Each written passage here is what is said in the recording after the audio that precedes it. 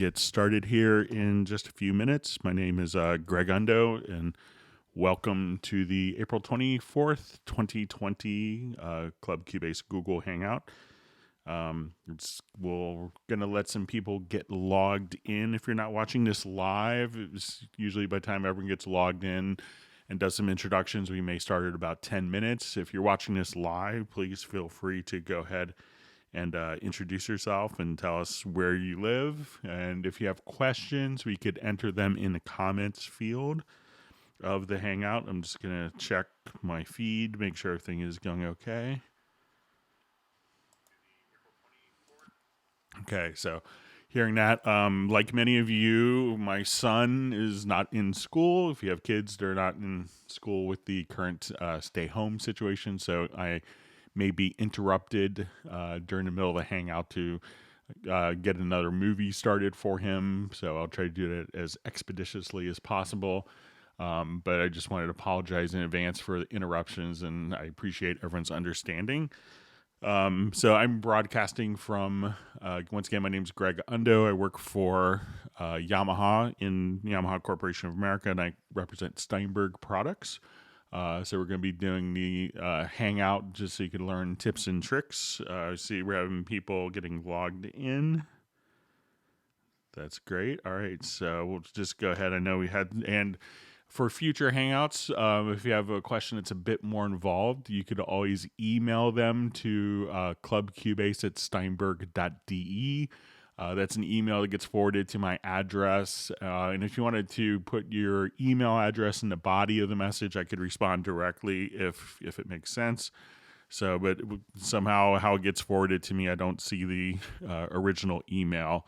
So, all right, so we'll let some people get logged in, and we'll probably get started. If you're watching this not live, you may want to fast forward a couple of minutes. All right, so let's see. We'll let people get logged in before we get started. Okay, so we see some questions on automation. All right, seeing some familiar faces. All right, good to see you, Sir Robert. And Alo has been on a number of the Hangouts recently. Ted Springman, good to see you back. All right, Lawrence. Okay, so we have Rhode Island checking in. I know we have Dallas, Atlanta. Okay, we have Nottingham, UK.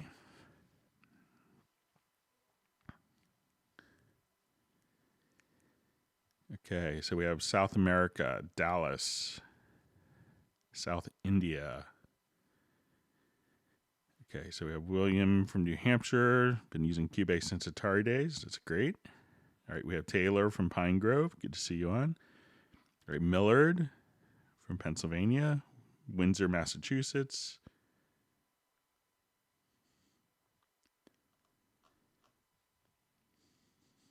Okay, so just going through, getting people get logged in. All right, we have Sweden, Fort Worth, UK, France. All right, so we have Surrey, England.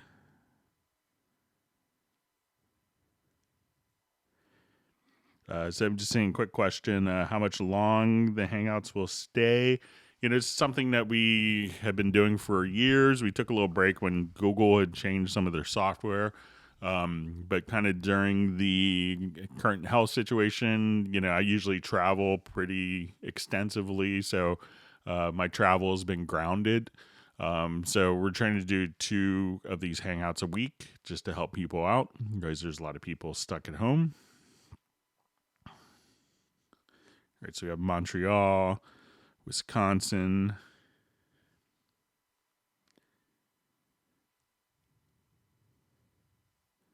All right, so we have Rick from Charlotte.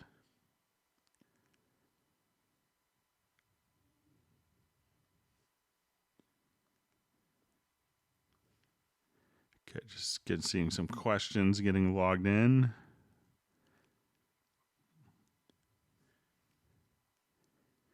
Okay, so we have Belgium, New York City.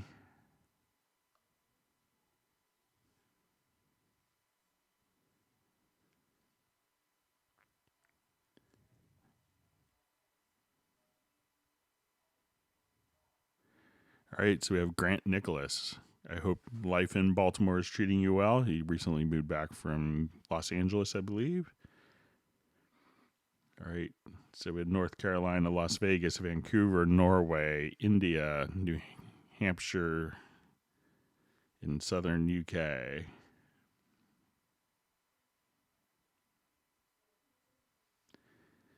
Okay, so we have Greece. Okay, so seeing questions kind of coming in. Sri Lanka. I think we've had every continent live on just about all the Hangouts except for Antarctica.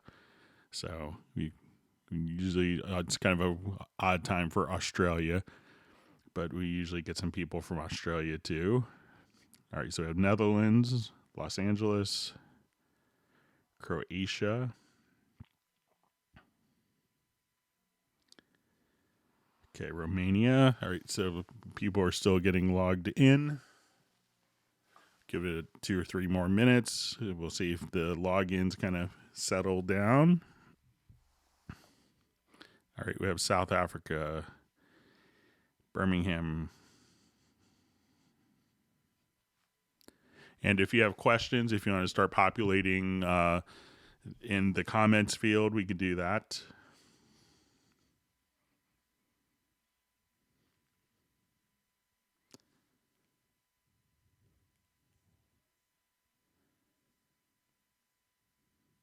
Okay, so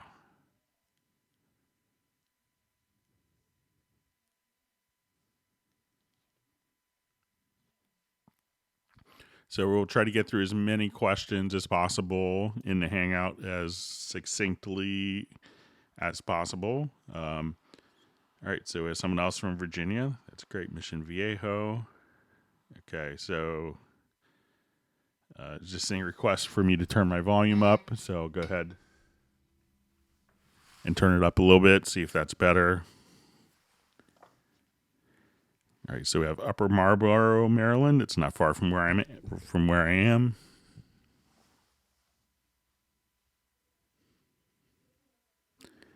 Okay, just seeing a comment. I know you probably get paid for this, Greg, but still, thank you for doing it. It's unbelievably valuable. Good. I'm glad it's helpful. So.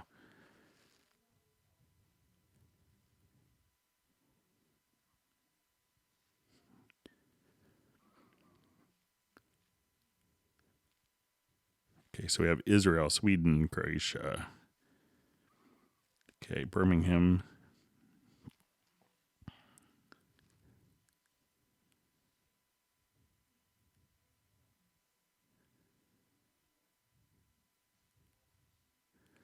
See, a quick question. When is Cubase 11 coming out? Usually it's kind of been on a very regular cycle of updates. So, 10.5 is just came out in late October, early November. So, so it's usually, I think, for the last 10 years, a similar time, and I could speculate that it might be similar for this upcoming year.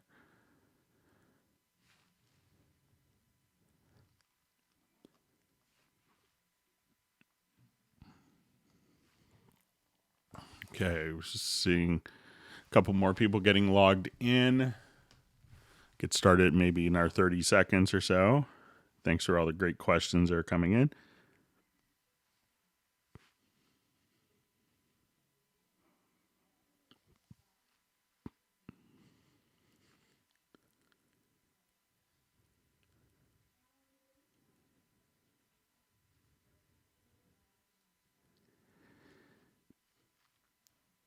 Okay, so people are getting logged in, and we'll try to have an index done late tonight or early tomorrow of all the questions and topics that were covered in the Hangout.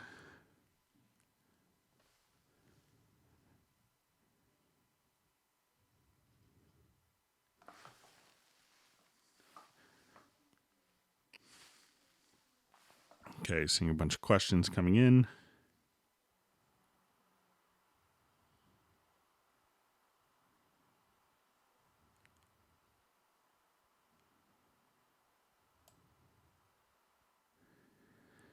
Okay, so let's go ahead and get started on questions that were sent in. Okay, so we'll start off with, hello, Greg. My question is on volume automation. Can you describe how it works in some detail? Example, how to set them up on individual or bus tracks, and is there a range you can program them to? So if we wanted to take just a quick automation, I'll just do it on the lead vocal in this particular project here. So as soon as I will go to I'll just open up my fader here, and then we could click on W and R. And what W and R will allow you to do is to write automation. So if I wanted the volumes to change and play back the same way every time, what we could do is just, now as I move the fader here,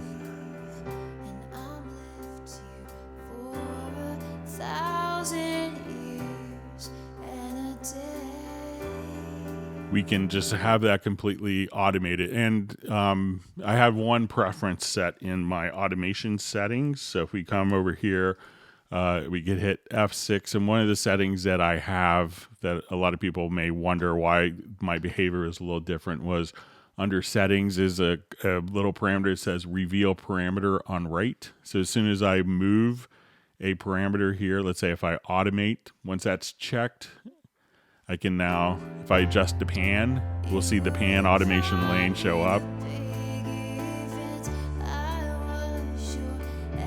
So that's a very handy setting to have. So once we have our automation set up, we could do that on a track basis. We could also automate, different group tracks or virtual instrument tracks in the same manner. So, once you click on W, that's going to write the automation. And when you enable the write automation, that will automatically enable the read automation. So if we wanted to not have that automation be followed, we could bypass that. And we can see the straight line indicating where the automation is. But as soon as I click on R,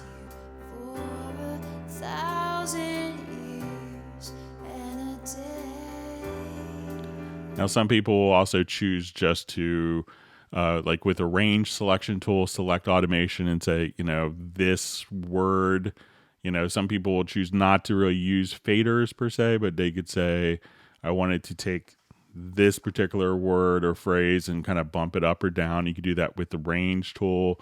You could also, once we have a split, we could just do like a fade out, and so you could edit stuff graphically, and that would carry over into the fader as well.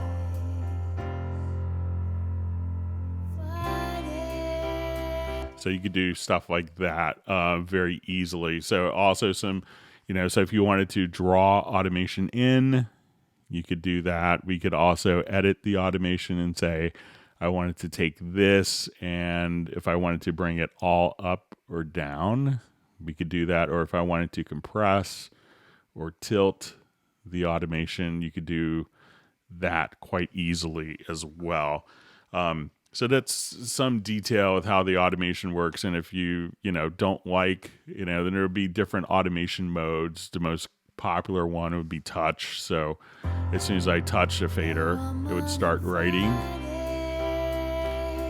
So as soon as I touch, and then when I let go of the fader, the automation stops.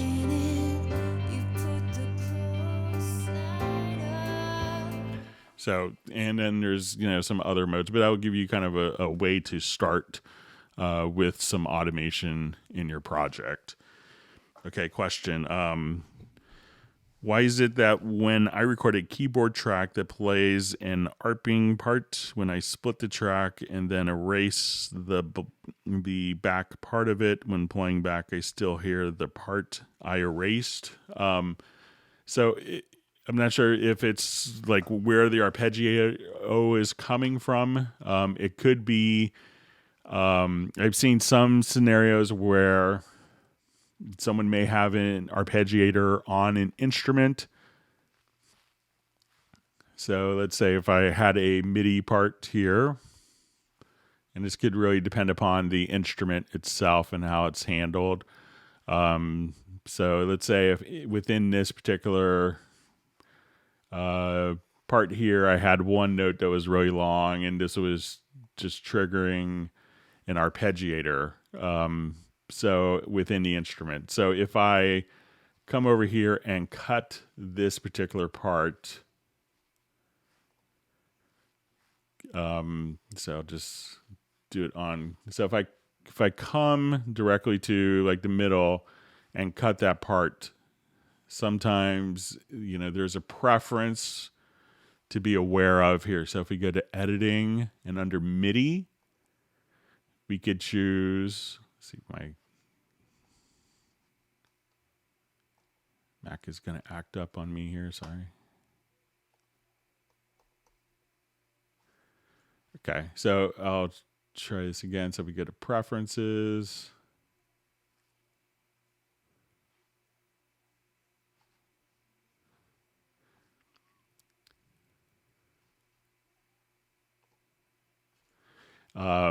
Under MIDI, there's a little thing that says split MIDI events. Try to make sure that that is checked. And let me just see if my Mac is going to misbehave here. And then sometimes what happens is the notes will actually, if they don't have without that checked, you could cut this particular note. You could split this event. But that note could still last underneath. When that preference is checked and you split, that will actually split the note itself. And once you split the particular note, so without that preference, you could cut and that MIDI note could still be lasting. So again, go to your preferences, to editing and MIDI. And then make sure that the split events, try activating that particular preference. I'm going to just see if I get my computer to wake up again here. Sorry about that. So, and I think that'll do it because you could cut the part and then that note could still be there even though there's no real part for it. Okay, so let's move on to the next question. Okay, so I think we covered this before. How to match a guitar wave lead solo in Cubase 10.5 and lower the key from A to E flat without the sound slowing down or sounding strange. I want to lower the key of the imported wave file to match an E project. So, there's sometimes, depending on the part itself, it could be a little tricky to, have, that could be a pretty significant jump pitch wise. But let's say if I wanted to just come here, we could say, so let's say if I want to take, and I'll just go ahead and solo this and pan it in this. So if I just select the event, I could just choose to transpose. So that'd be a perfect fourth there. And there's going to be different algorithms how this works. So when you stretch or do pitch shifting, you could put that into musical mode.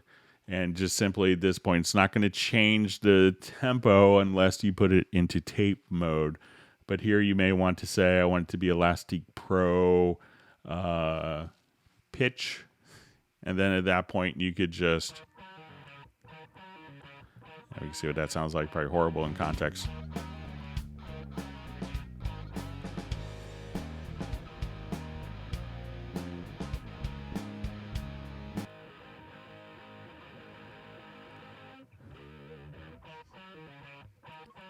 So, and then if you wanted to go right back to where you were pitch-wise, you could just go here.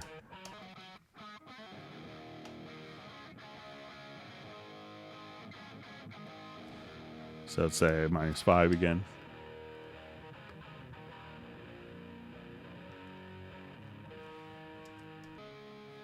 So you could do it in real time. You could also go to the audio, to the offline processing. And this could give you some better results. So if we come over here to processes, we could just choose to do a pitch shift and say, okay, I wanted to go from A to E. So you could say, the original pitch, the root pitch was A, and, you wanted to, go down, and this would process it offline and take less. And then there's some, different types of algorithms here. So you could experiment with offline, but, I've seen some people do some pretty extreme changes without people realizing it. Okay. Okay, so let's move on.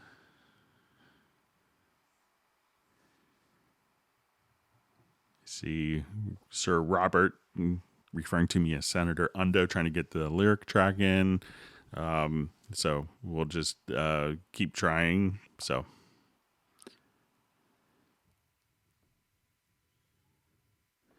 Okay.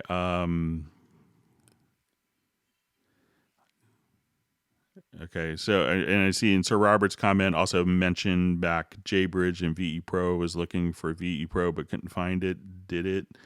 So, VE Pro is by, Vienna, so it's not a Steinberg product.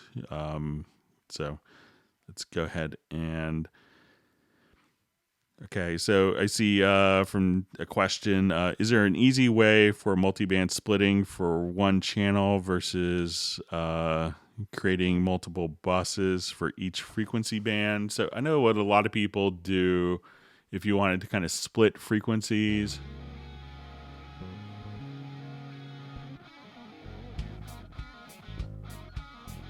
All right, and I'll just revert this quickly. Is a lot of people I know will just do kind of like a multi-band compressor.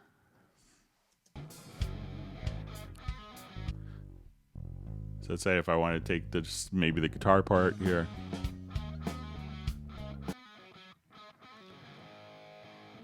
And just run this into.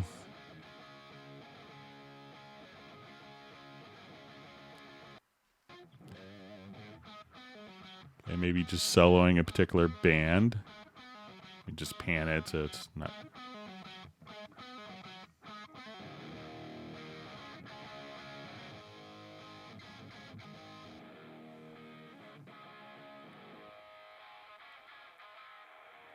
And if you solo a band, it's basically blocking the other bands from passing. So you can listen to kind of the full context there, or just. So you don't necessarily have to, and you could also kind of do that with EQ if you're careful with it as well. All right, so question. Hi, Greg. Will VST Connect Pro communicate to multiple computers in one studio, all with just one license? This would help distribute CPU load more evenly. I think, what VST Connect allows you to do is to record from, different computers. And with the VST Connect Pro, you could do it within the same network. But it doesn't necessarily, do distribution of effects and DSP processing. So it's probably not, it's not intended for distributive processing. It's really intended for kind of remotely recording one person, in different locations at a time with a peer-to-peer network connection. Okay.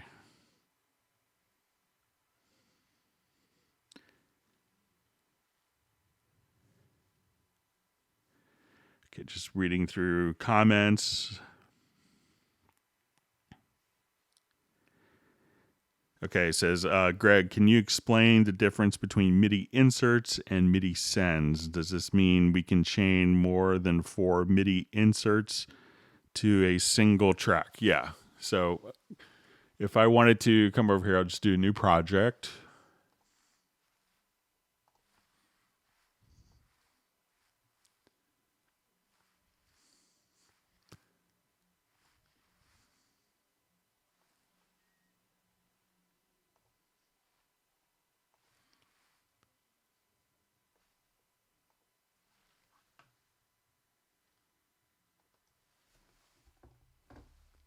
me just...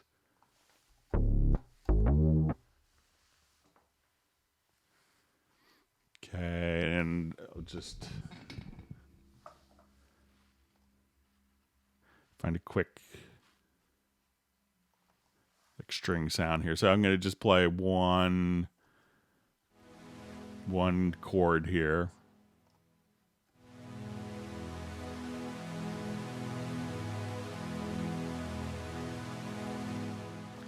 Okay, so what a MIDI insert could allow us to do is, and for MIDI tracks, we can have MIDI inserts and sends. So I'll just let me start with a MIDI track.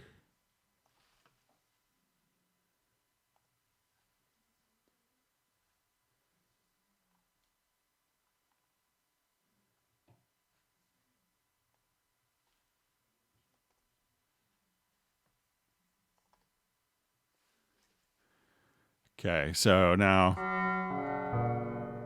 just find another patch that might be a little more.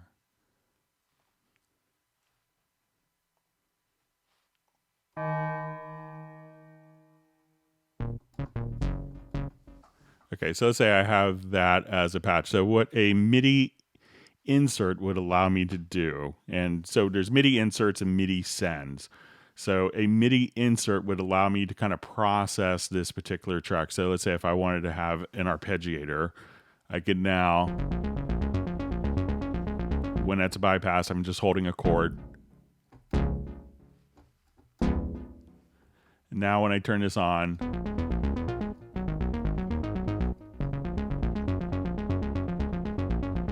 and if I wanted to come here and have, quarters or different plugins. So a MIDI insert is going to be tailored just to the particular track. But when we have a MIDI send, let's say, I'll just add...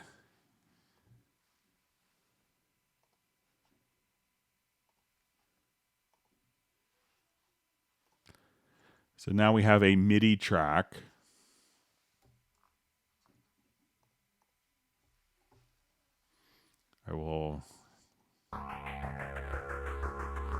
So now I could have MIDI inserts which are dedicated to the particular track. But I could also, once I have a MIDI track, we have MIDI sends. And what a MIDI send would allow me to do is, one is I could layer this. So I could activate MIDI send. So if you're looking for like a quick way to layer different sources, I could say I'm going to just take my other two retro logs, and now as I play, I could play one chord, and it's going to be sent out to the different devices. But now, if I come here, let's say I'll take off this arpeggiator, and the cool thing that a MIDI send can do is I could say on this, I want it to have an arpeggiator on a different device. So I could play this one track, and this instance of Retrolog will have one arpeggiator, and then this instance of Retrolog can have a completely different arpeggiator. Now when I just play this one track,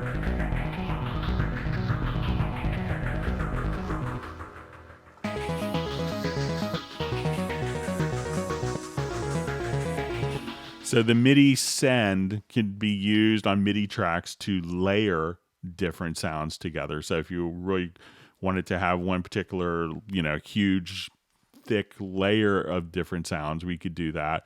But we could also send individual MIDI plugins to different devices. So with an instrument track, we just get MIDI inserts, but with a MIDI track routed to a virtual instrument, we get MIDI inserts. So we could have 4 devices there and 4 MIDI sends. And you don't necessarily have to have these go to another destination if you didn't want to. So that's kind of the difference between MIDI inserts and send. So MIDI send is very flexible in that, you can play one chord and have it send out arpeggios to multiple, to 4 different tracks if you wanted to, with different MIDI channels.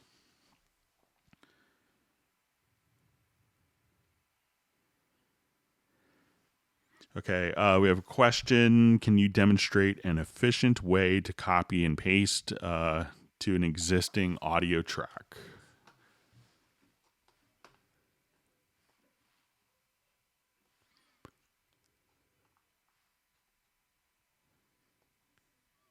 It's usually pretty straightforward. So let's say if I have this part here, I can, Control Command C to copy. So say if I do this and I wanted to come here and paste, you could do that quite easily.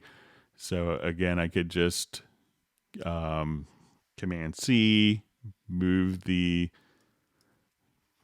cursor position, and be able to paste directly there. If I wanted to paste this directly to another track, see if I just select this track and move my cursor, I could paste there. If I wanted to copy events, you could just hold down the Alt or Option key and be able to make a copy. If we want it to be just like perfectly in time, we could also copy in some interesting ways where we can constrain the direction. So if I move this and hold down my Alt key, it's like as soon as I press the Alt key, we can now see that the original will be where it was. And if I wanted to, since I moved this down first, I could now, while holding down the Alt key, hit the Control key. And depending on the direction that you move it, so I'm going to move this down first.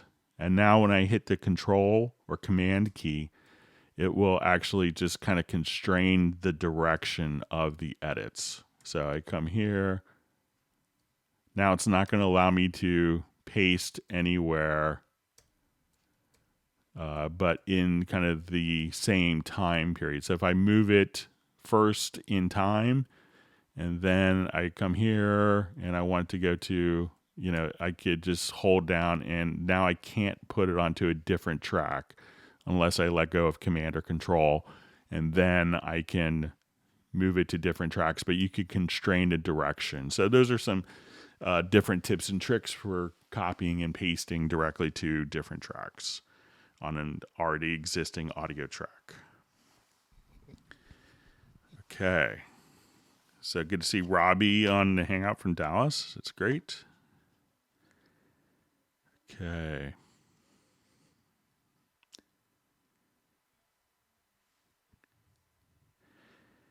Okay, question from Taylor. When I export a kit with samples, how do I load it back into Groove Agent? So let's come over here. And let's say I wanted to make my own Groove Agent kit.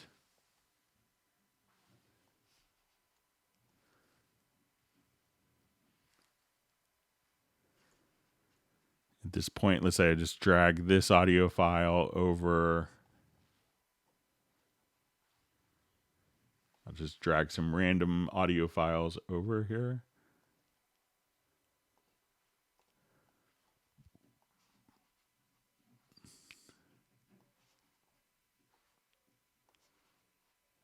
Okay, so now if I just come here, let me just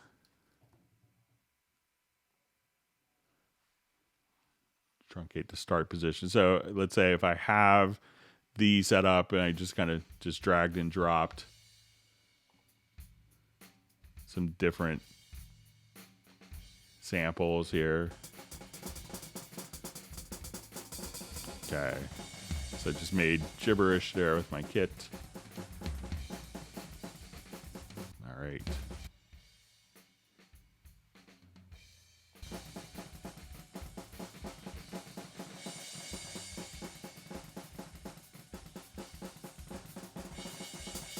All right, so I'll just mute that for now. So if I come here, I could just say I have my own samples, and how do I get that loaded up again?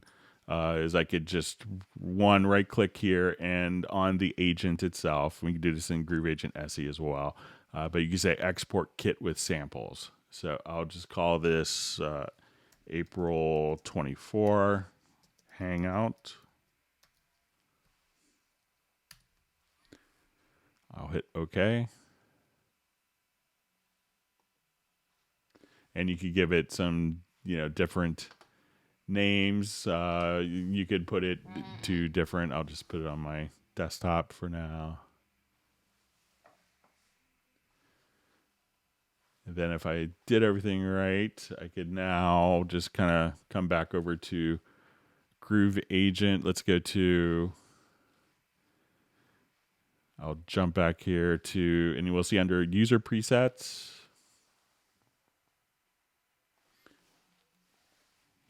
And then sometimes you may have to rescan. So let's see if I did this right. So if I go to the media bay, you may have to go to user content. Sometimes you could just say, usually it'll catch it the next time you start a project.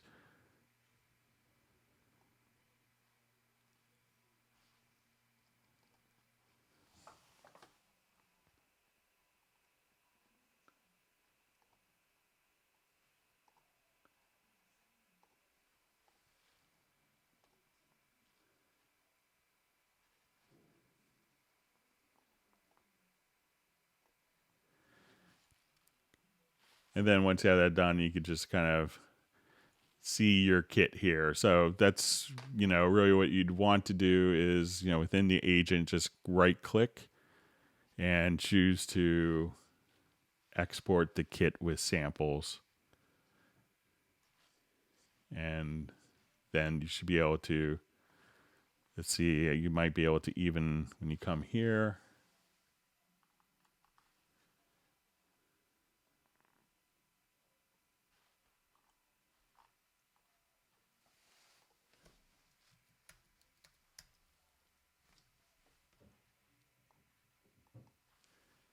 so generally it would show up. So you may have to refresh the media bay, but just export it with the samples. Okay, so we'll move on. Some more questions. Thanks for all the great questions from everyone.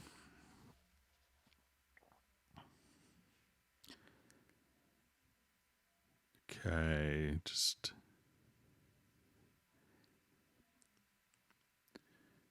Okay, so it says, hi, Greg. Can you discuss true sound on sound, not sound and replace? So, what sound on sound recording was, and it's kind of like an old paradigm from, reel to reel tapes where they would often play one source, and then as you record a different source, it would combine the original source with the source that's now getting replaced. So you could have like two different sounds on one track. Generally most computer systems don't allow you to do that. And the reason that you had sound on sound was because you had limited numbers of tracks. So if you get to the point where, and with, programs like Cubase, you don't really need to, do a sound on sound function. But if you really want it to do that, we could just say, I want to take, let's say, my kick and bass drum. If I wanted to simulate it, so generally as you record, it's going to be a separate audio file that's going to be stored on your computer. The problem with doing a sound on sound style recording is that once you do it, you can't really change anything, and you'd have to have everything kind of work. So I will just go ahead and just grab my range tool here for these two tracks, and I'll do just a little bit of this. I'll get my range and just crop those, and I will at this point choose to just do a render in place. So I'll just go to my edit menu. So if you wanted to kind of bounce these two together, just go to render in place. And let me abort that so I'll get it set up a little more sensibly. So if we wanted to just solo these two tracks here, a kick and a bass, for instance. And if I wanted to treat that kind of like a sound on sound recording, just go to the render in place, and then you could actually choose to mix down. So if you say mix down to 2 files into one,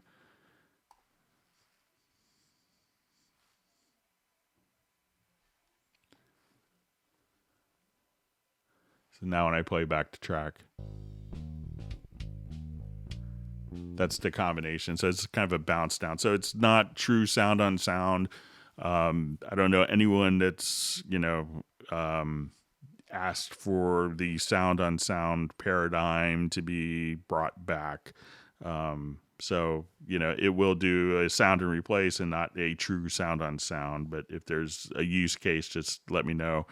And sometimes people can experiment with like tape delays and stuff like that, where the delays will like looper type plugins and pedals.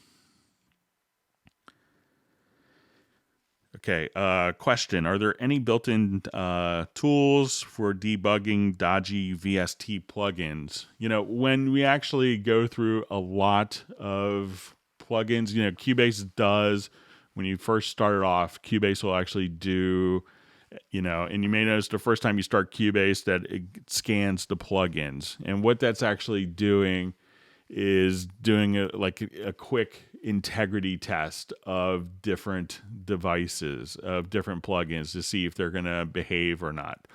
And if the plugin is kind of deemed unstable, it shows up in your blacklist. And I know it could be frustrating for people when expensive plugins that they purchase show up in the blacklist, and they're like, oh, Steinberg is doing something, they're trying to prevent me from using my tools and there's a problem. If it's in a blacklist, it's kind of already gone and failed, whether it's just a 32-bit version or if it's a dodgy, buggy plugin, it'll do a quick analysis and put it into the blacklist. So that's how Cubase does that for you.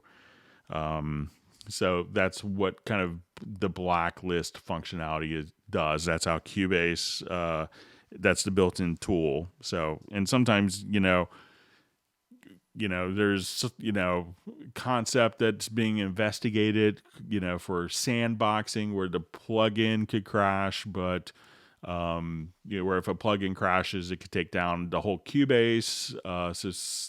And so, there's some programs that do sandboxing. So I know they're doing work into that, and I know it wasn't available for all programs on Mac OS. So, but that may be changing.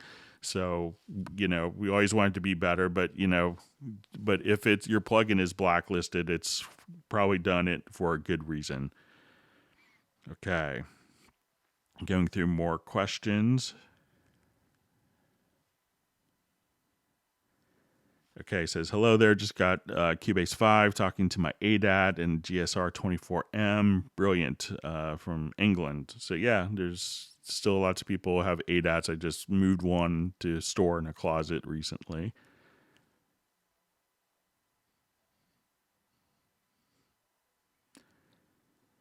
Okay, so I see a question. Hi, how do you use retrospective MIDI? When I press it, it works intermittently.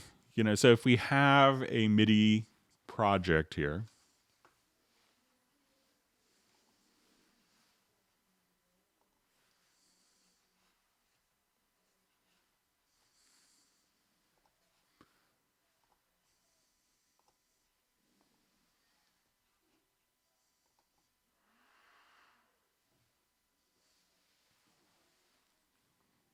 hang on just one second. I have to do something for my son.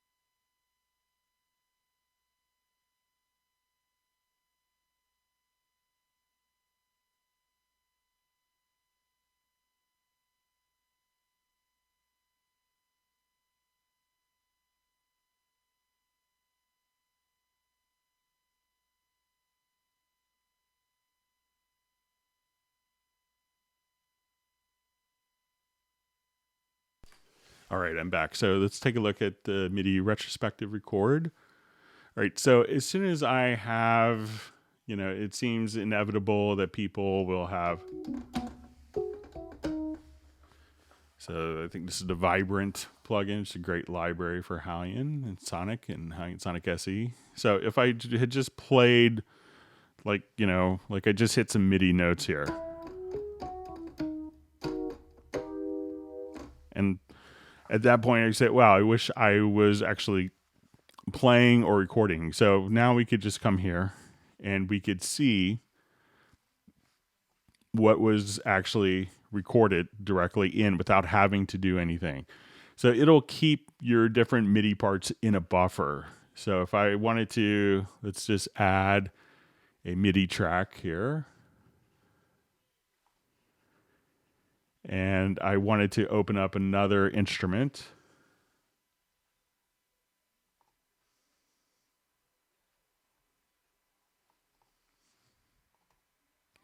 And some of the things that have kind of changed recently with 10.5 is, I could come to this particular instrument and let's go to this instrument. And I could select a retrospective record. So I could just say we could insert it as a linear recording, and I could do that on each individual track. So we could just now, on this particular track, insert it as my linear recording.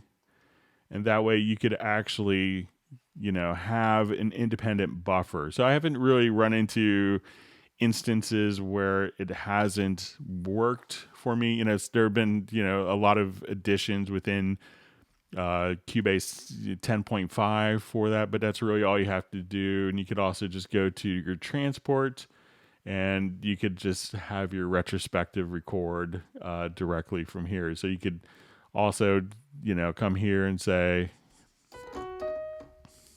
and I could select both tracks here, and from the retrospective record, I could insert it from, all the different tracks as well if you wanted to. So that will kind of give you an idea of some of the things you can do with retrospective record. But I haven't had it worked intermittently for me. It's always been pretty stable. Okay. Let's just move on. Some other questions.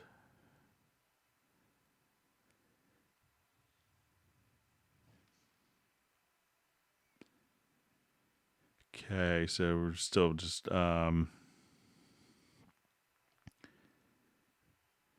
okay, so I have a question. Cubase warp points in the audio editor. Can we get a groove template applying to the grid when adjusting warp points? That would be very useful. So let's just go ahead and I'll just show what some different warp points are.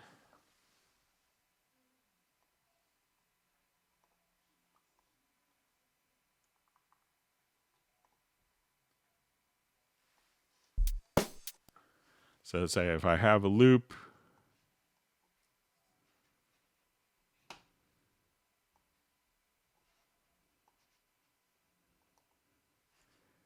okay, so I'm just going to,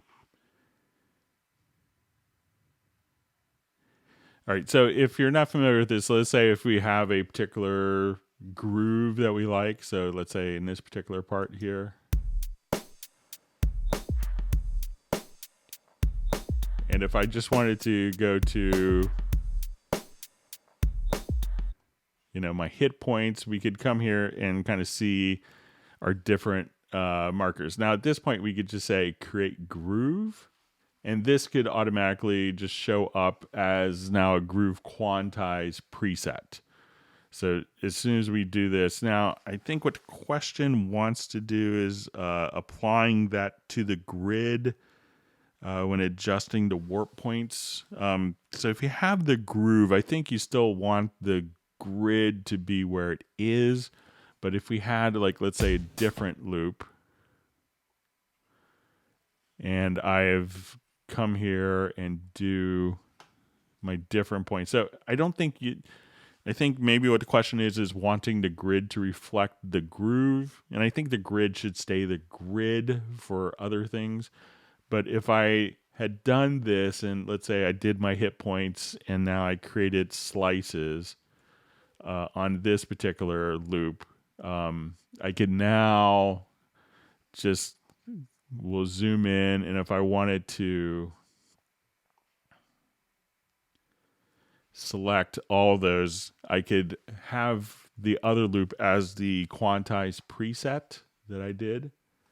And now I could just come here and shift so that those two would kind of line up groove wise. So again, the grid isn't adjusting, but I think you'd want the grid to be static and be on a grid, and you could edit across that, but maybe being able to take the groove, that's been extracted from it by going into, your sample editor, and when under your hit points, just choose to create groove here. And I think that would probably make more sense. But if I'm misunderstanding your question, just let me know. Okay.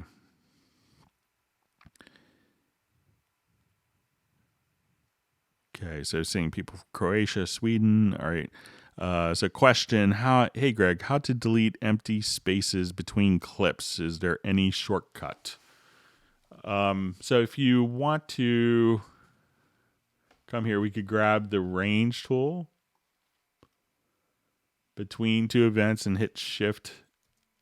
I think it's Control Shift X, and that will delete the time.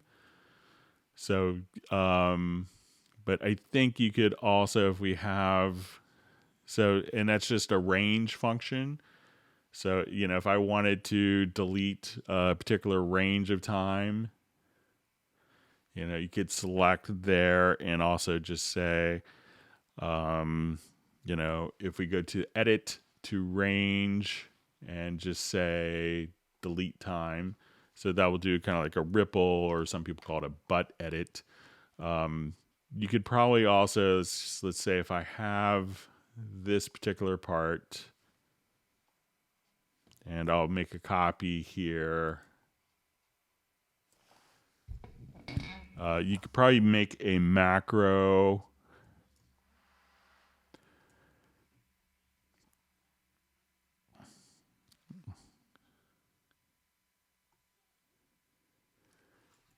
Let's see if we could do this quickly without spending too much time. So let's get to my key commands. Or you could probably even do this faster. So let's say if I go here, I think if I hit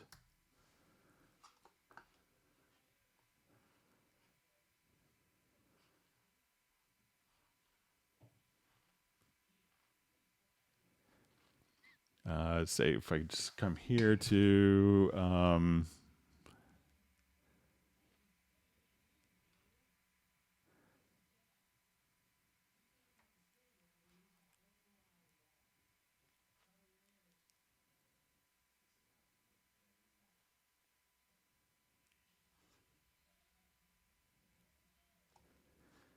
so that's one way to, let's say if I just go to the end of the part on this, and if I hit B to go back. So if I come here, I could probably just make a quick macro. Let's see. I think I may have a way of doing this. So I'll just say add. We'll say new macro.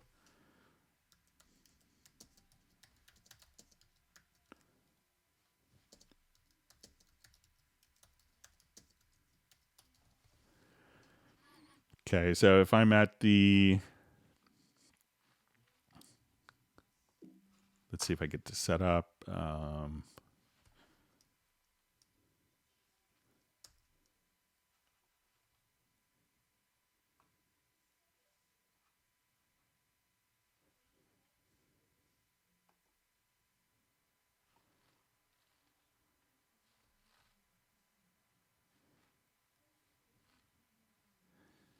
Okay, so let's add that function.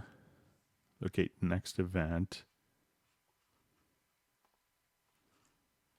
So if I start here, we'll get N and then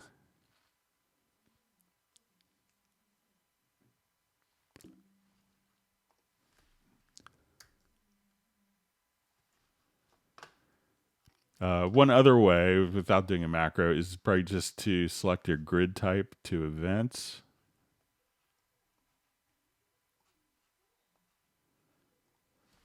That's one way. Let me just see if I could.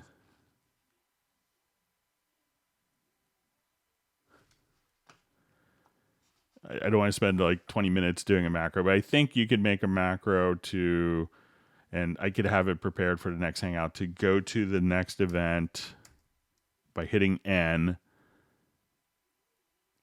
selecting this event, hitting B, and then moving this event. Let me see if I can do it in a minute or two.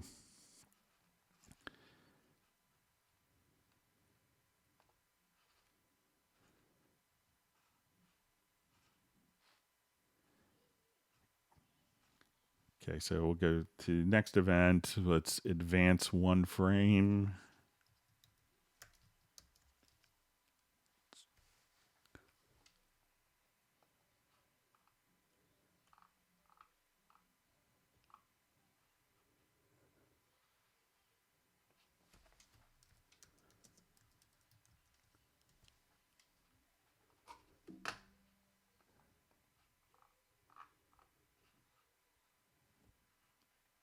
Let's see if this is under maybe navigate.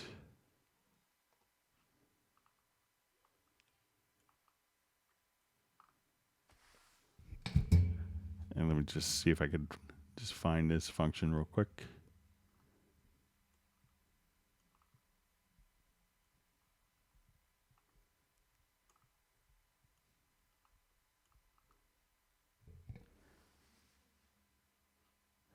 Okay, let's add this.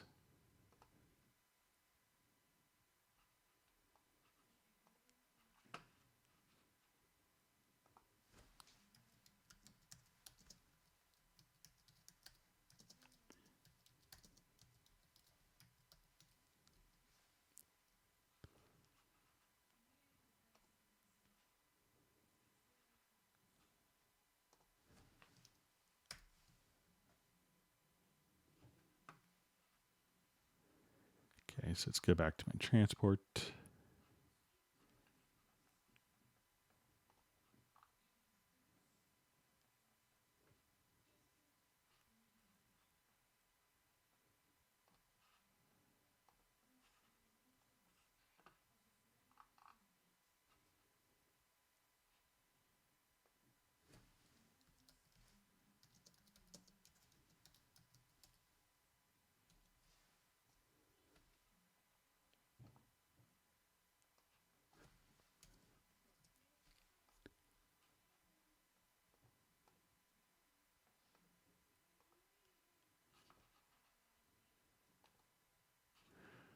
Okay, so let's see if this works. So if I'm here,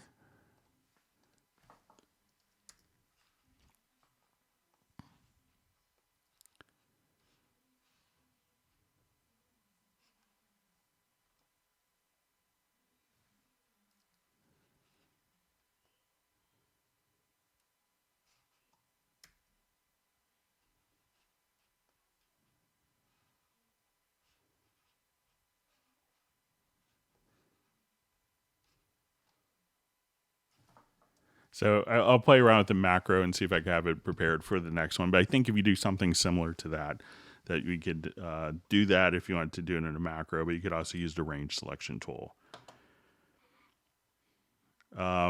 So see, question, what is the best way to organize my project files in such on my hard drive? So I always like to think of one folder per project. And something that's a bit subtle. If we come over here, we can say, let's go to a new project. And you will default to the Steinberg hub. And the default setting is to use a default location here, which goes into your user documents account I like for it to always prompt me for project location. And this just reminds me to set a different project folder for, different folder on your hard disk for each project. So I will come over here, and when I click create empty, at this point, I could just, add a new folder. We could choose where on our hard disk that we want it to be stored to. So I'll say, let's do it to this folder. You could make a new folder if you wanted to. We will hit create, and at this point hit open. And then all the files that you record will be placed directly into that folder for you. So that's the best way. And then when you need to back up or archive different projects, you know that you could just simply move that folder to like a backup or an archive, and everything that's going to be in the project will be in that folder. So once again, go to your file menu and we do a new project. I prefer, again, to have Cubase prompt me for the project location. And at that point, we could just simply define the folder where everything will be saved into. And if I get this question a lot where maybe people had done multiple projects in one folder by accident. And if you wanted to copy them, you could choose the backup project function, and the backup project will actually allow you to choose a new folder and have all the files be recopied to a new folder. So I've often get the call where I did a whole album and it's all in one project, and I erased a file, and now the kick drum from the wrong project is playing in because they just called it kick 01 through kick 10,442 number wise. So try to keep everything organized in one particular folder.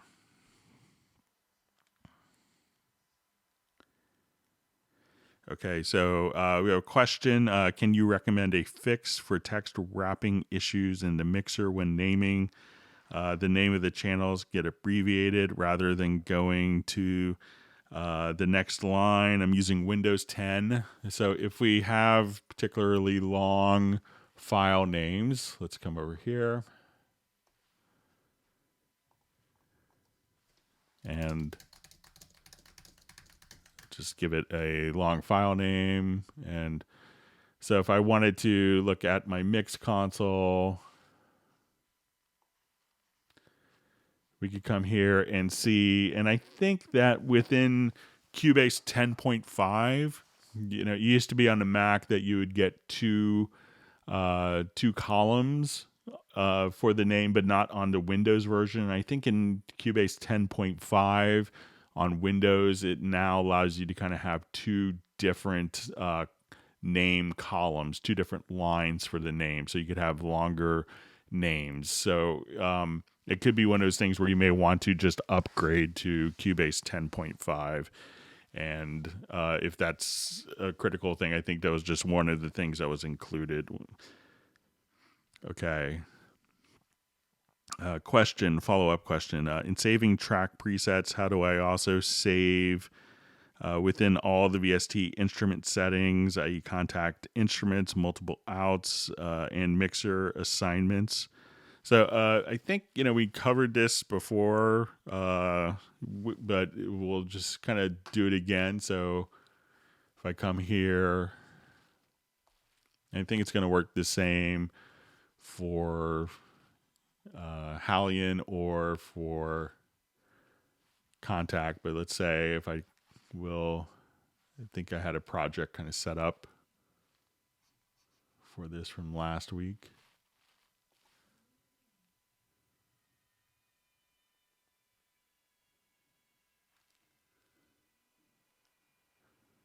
So just open this up.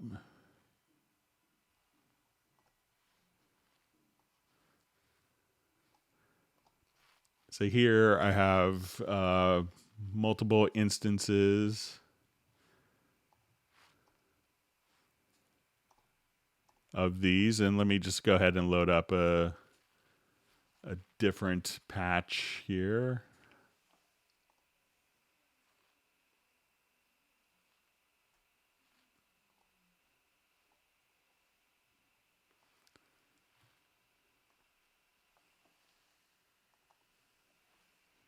So we'll do a xylophone because that will always make sense. All right, so I will put these onto the same MIDI channel.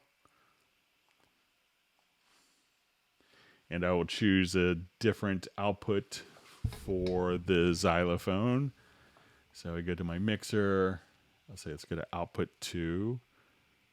So at this point, I go to my mix console.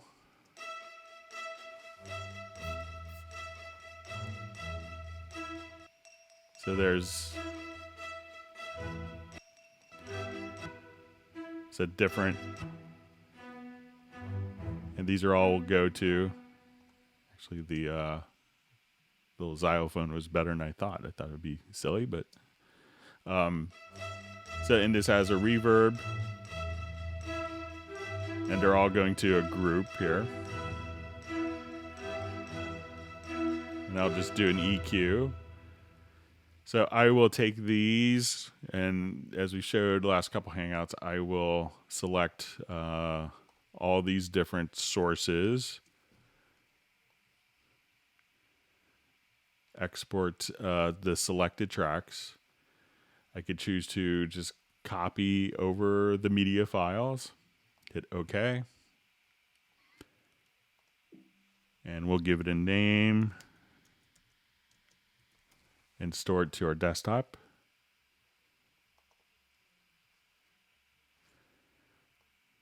So now when I do a new project or incorporate it into a separate project, I could just come right over here and we'll just choose to import the track archive. And this is what we called it, the RIC24. We'll select all the tracks, hit OK.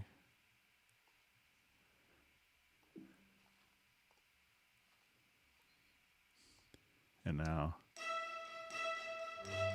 so our multiple outputs. We have the violin, the reverb, all the routing,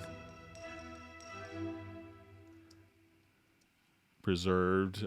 So that seems to kind of work for me, Rick. So if that's not kind of functioning on your end, you could send me an email to the club Cubase at steinberg.de, or we're Facebook friends. You could also just send me a message over Facebook.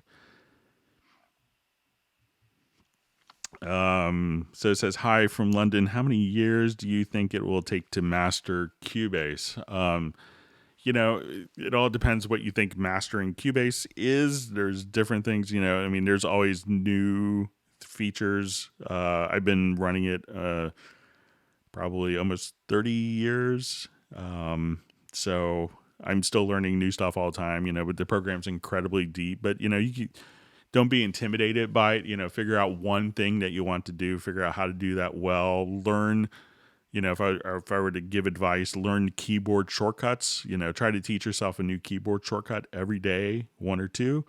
And that could really kind of speed up your workflow. But, know that Cubase is incredibly deep.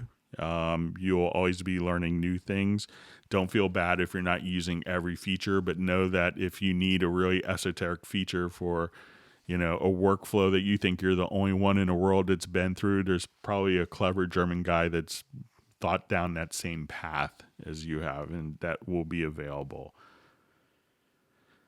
Okay,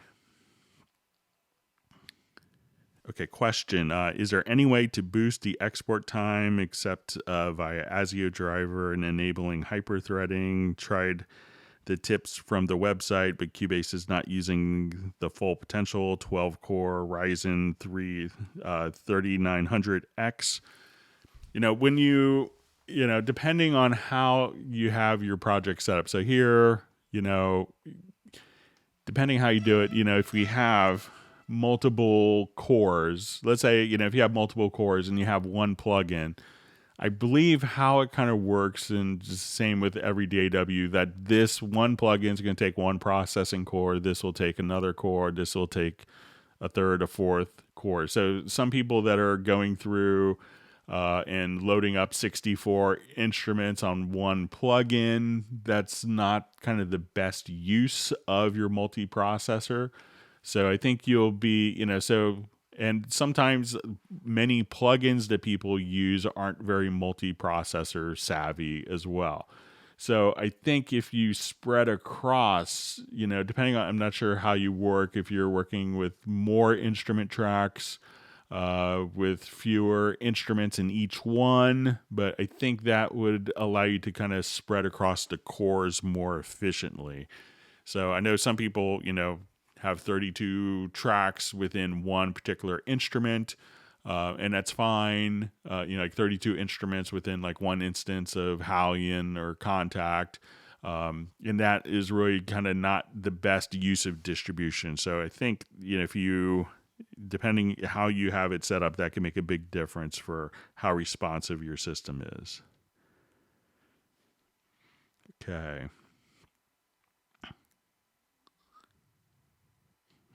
All right, so just seeing someone mention that they're in Antarctica in February, but limited internet there. So always wanted to go. It looks interesting.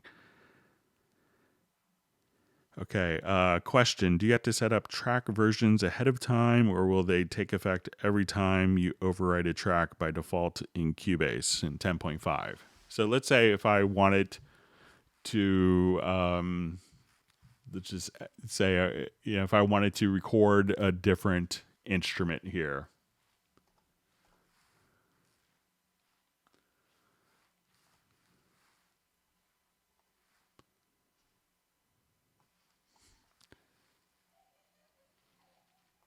And I'll just come over here to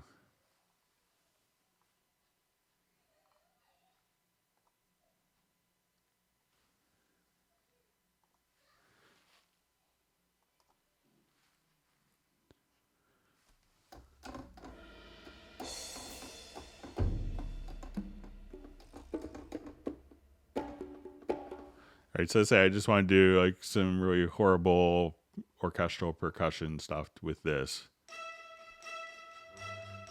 So I will just go ahead and hit record.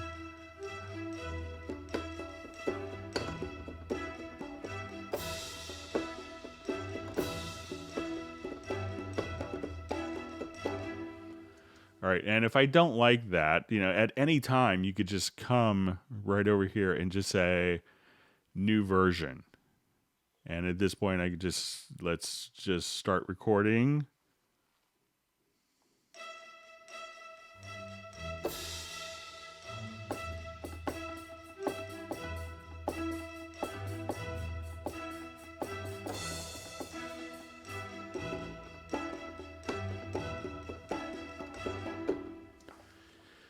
So you don't have to have anything set up in advance, and you could just kind of go back and forth between your different versions, or if you wanted to duplicate a version and say, oh, okay, I really like this particular one, but maybe I wanted to tweak it and say, let's take these parts and I just wanted to, and see how that sounds. And now I can...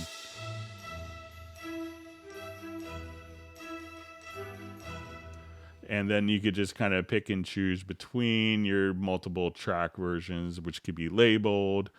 So you don't have to set up track versions in advance, and you could just simply have at any time do track versions or work with lanes however you want to. Okay.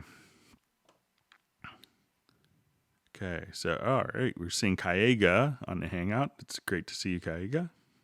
All right. He usually comes to our Club Cubase in DC and New York City every month. Very dedicated.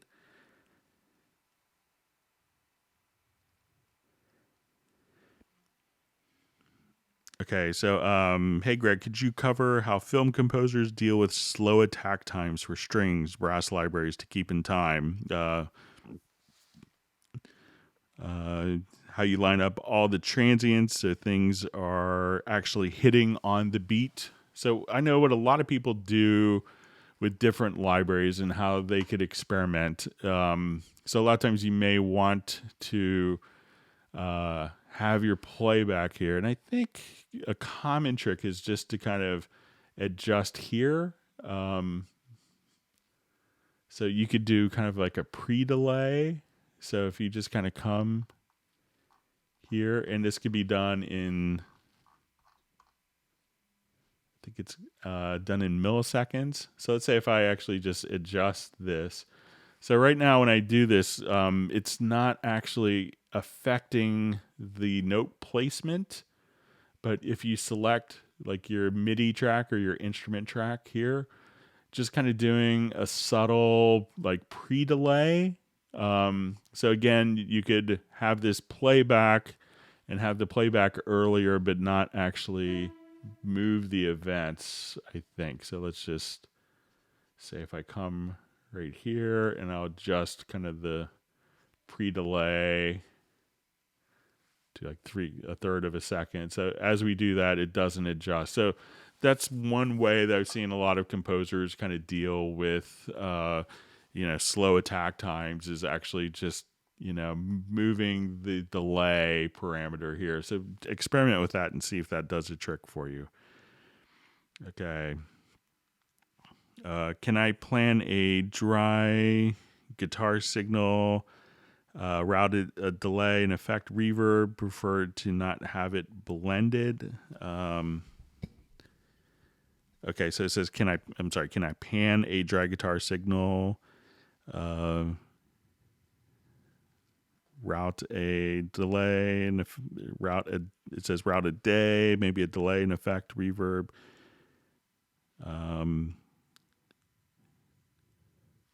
Okay, so let's say if I have just a dry guitar part.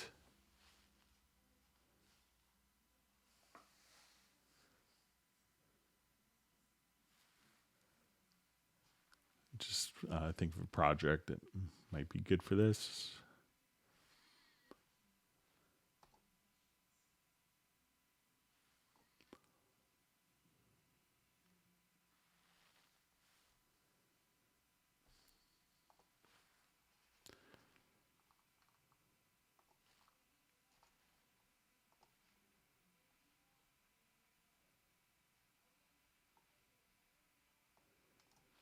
Okay, so I'll just solo this guitar here. Let's pan it roughly in the center.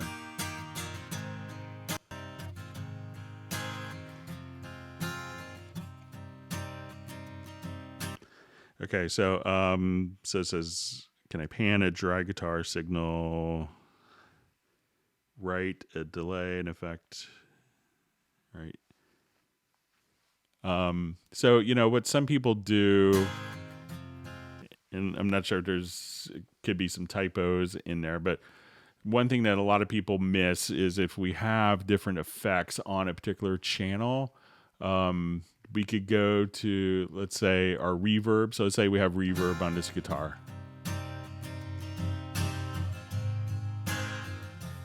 And if I go to panning, I could just choose where that reverb. So as I do this, I can have reverb only in the right speaker.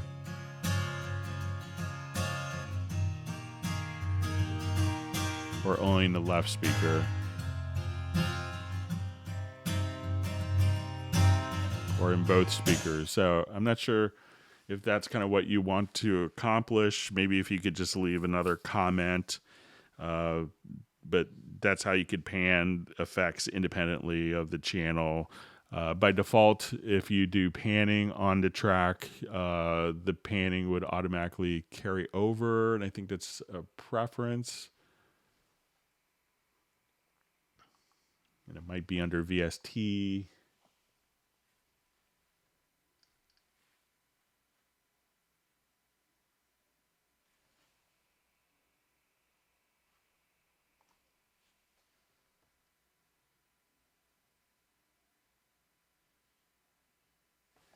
But yeah, so you could have that independent, but let me know if that's if I'm misunderstanding your question.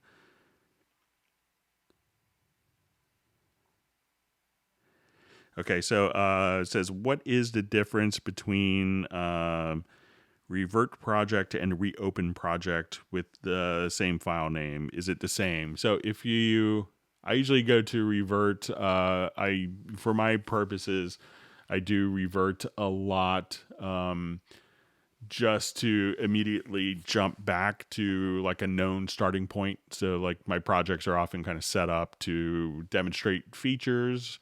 So I don't want to change I don't want to have to save and, incorporate all the new features I'm demonstrating. So I always kind of revert and just simply go back. You could also, so that will go back to the last previous one. There isn't necessarily a reopen, but if you open the project, it will kind of do the same thing. But if you've made a bunch of changes, you wouldn't necessarily have to close it and then open the same project. So that's why when I'm running it and like when I'm at home doing projects, I don't revert a lot, but when I'm doing demonstrations on features, that's when I tend to use the revert function. But functionally, they'll be very similar. It saves you a mouse click or two with revert. Okay, question. Will Cubase have Dolby Atmos soon? I don't know. I haven't heard of any plans for Cubase having Dolby Atmos support. Our Nuendo program has extensive support for Dolby Atmos. So if Dolby Atmos is something that you're going to be considering doing and authoring for, check out Nuendo 10 because that has great support for Dolby Atmos, but I haven't heard of any plans for Dolby Atmos support in Cubase. Okay.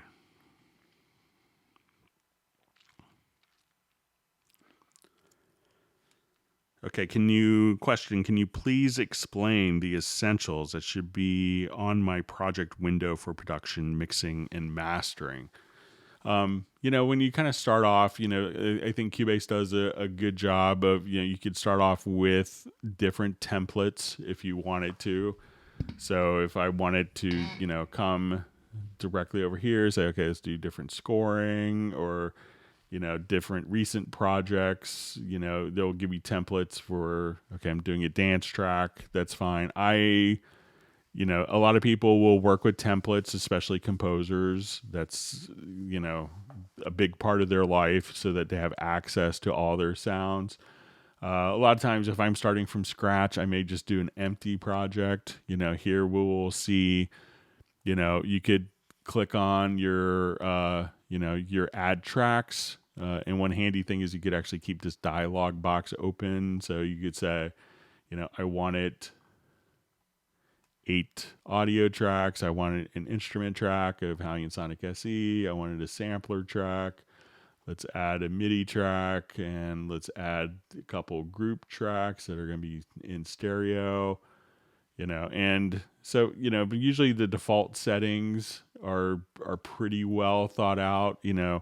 I get the message periodically that some parts of the transport, like it doesn't have rewind or fast forward, and that could be just because it's some of the features on a transport can be abbreviated, but and once you come here, you could see different editors or sampler controls, chord pads, your mix console, etc. So I think that's Cubase will do a pretty good job, and everyone's going to work a little differently. So if you don't have everything set up, and if you get to the point where it's like, okay, this is a typical way that I want to get back to, I have these effects set, I have everything, you could just go to your file menu and choose to save as template. And then once you go to a new project, just click on more, and then you could see your user templates will show up there.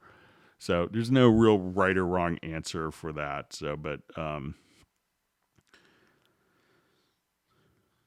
okay. Okay. What is the best way to turn a sliced, mapped loop into a mapped instrument other than Groove Agent? You could do it in the full version of Halion, but I think probably, using Groove Agent is a pretty spectacular way of doing it. So I know you didn't want to see it in Groove Agent, but for the benefit of other people, I'll just show that. And Groove Agent is a tool that comes, the SE version comes with all the different Cubase versions, so it's a pretty convenient tool for that. You could also slice, directly within Halion. That could be a little more extensive and a little more expensive.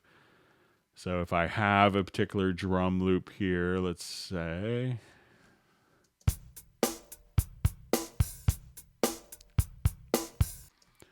and I have an instance of Groove Agent here,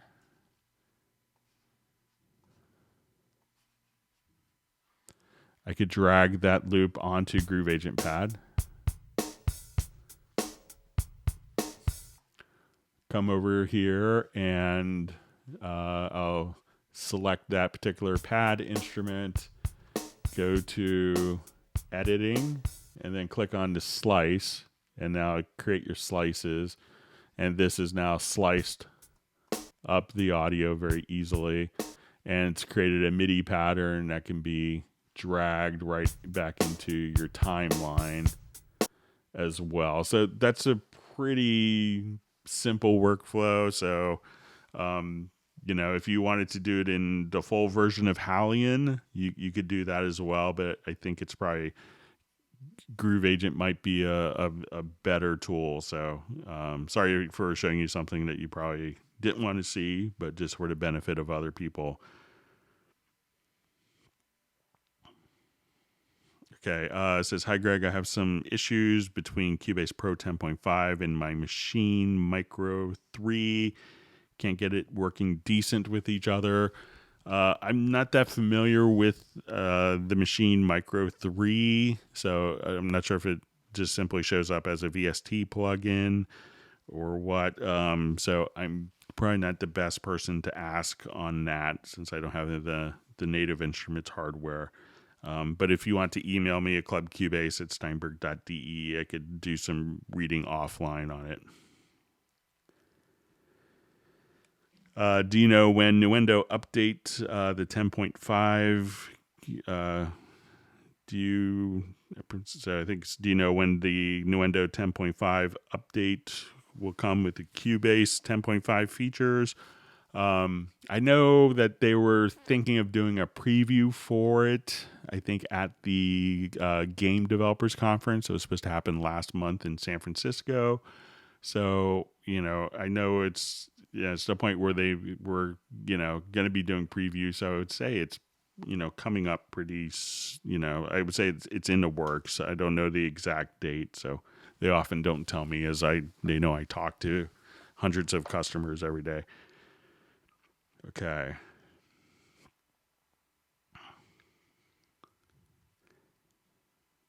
Okay, so I see a question from Nova Scotia, Canada. I found out how to email.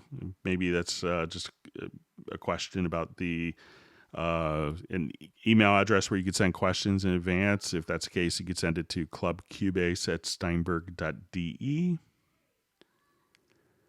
Okay, question. Hi, Greg. I use outboard gear for mastering, and Cubase often stops real-time export due to CPU limits. Will this be fixed in a future update? Thanks for doing this. Martin from Denmark.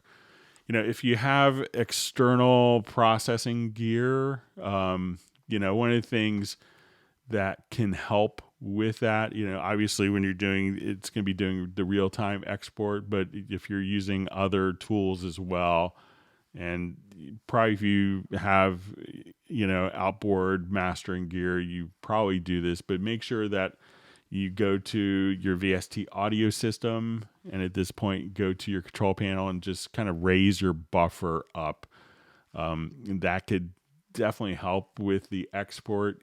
Could be like one plugin that's causing issues within that particular window. Also, you could, once you go to your VST audio system, sometimes act disabling ASIO guard, and make sure your multi-processing is checked. Those things can't hurt to try to bypass either. But I know you probably tried to save CPU resources by doing hardware.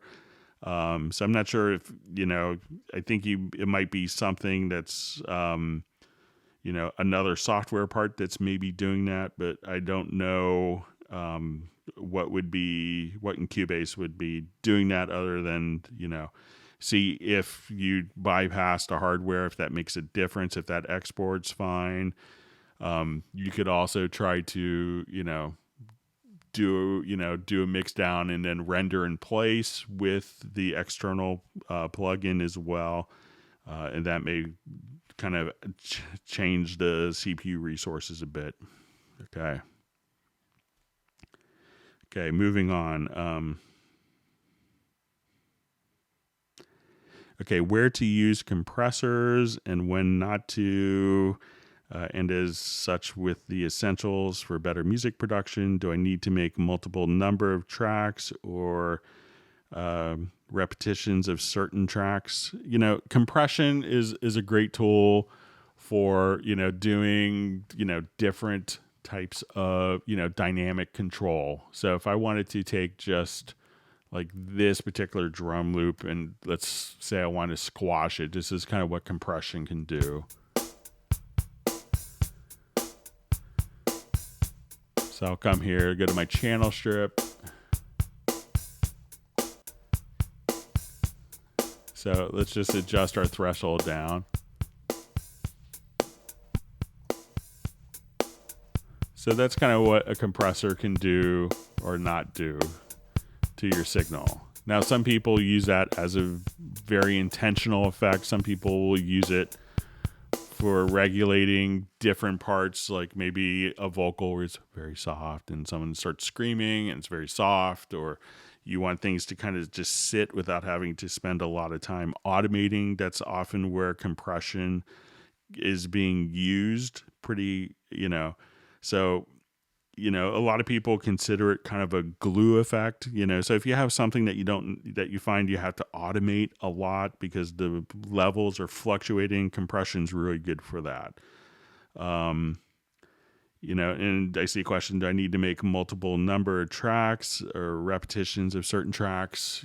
A lot of music production will have tracks that do repeat, just to show you kind of jumping back to another project here.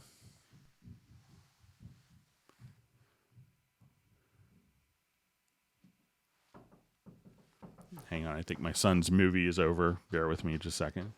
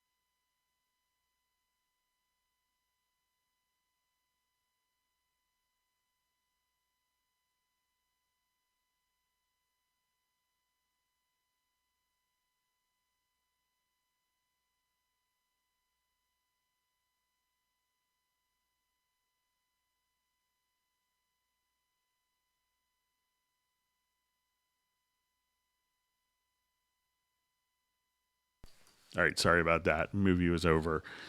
All right, so you'll have different repetitions. You don't necessarily have to have tracks layered or copied repeatedly. So it really depends on what the song needs. All right, my son's unhappy with the movie. Okay, so moving on. Will the latest version of Cubase integrate with the Allen & Heath GSR 24M as well as Cubase 5, MIDI integration and machine control, Elisa's ADAT sync also? So Cubase, it really depends on the audio interface that you're using. A lot of audio interfaces themselves will have, like the older RMEs will have ADAT sync. So, and that's just a physical connection on the ADATs. You could do that. I'm not sure if the Allen and Heath does control surface mode.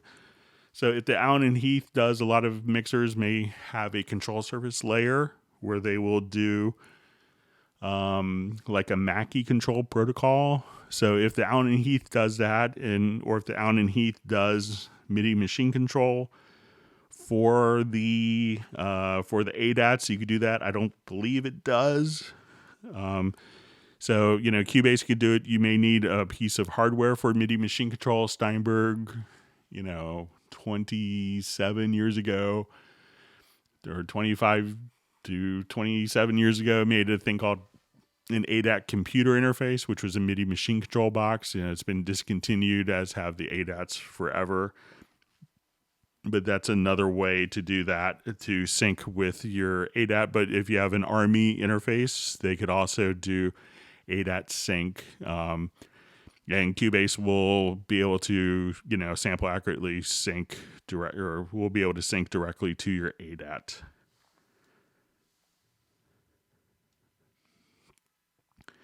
Okay, so I'm just seeing the guitar signal, dry signal right, affected signal left. So let's go ahead and just take a look at that again. So it's back to our panning question. So just do it on this. You wished it all away, and I'm left here for 1,000 years and a day. So if I would just want to pan. You were the party, the big event. I was your everything.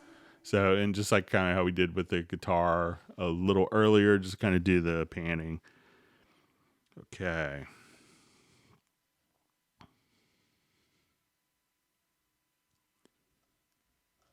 Okay, my timeline just jumped.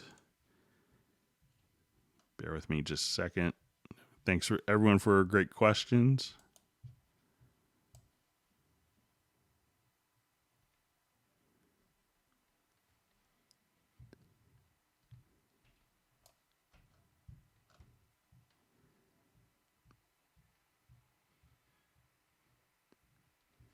Okay, just finding my spot. And if you've learned a tip or trick, please feel free to give a thumbs up to the Hangout. And feel free to subscribe to the channel. Okay.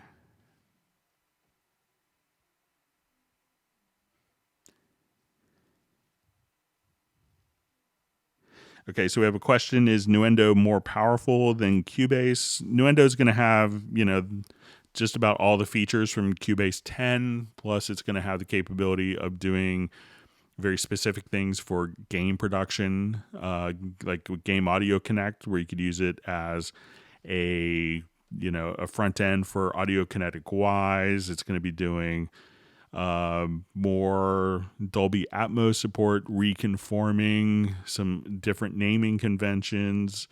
So more kind of purpose-built, some additional plugins for sound design like Randomizer. So, it does some more things, but it depends really what your need is. If you're doing game audio production, Nuendo is a fantastic tool for that. There's some more sound design aspects. If you're doing dialogue replacement and working with Dolby Atmos, Nuendo would have more features with that. Okay, so you see a question from Kaiga, VST Connect SE, and do all versions work together? So just make sure that your VST Connect SE and your VST Connect Performer, which is what the person that you're recording uses, that they're the same versions and they should all work together.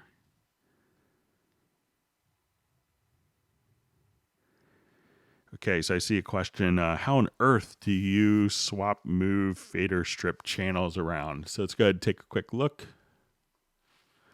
All you have to do is just grab it by the top, by the label, and then you could just change the signal flow order just like that.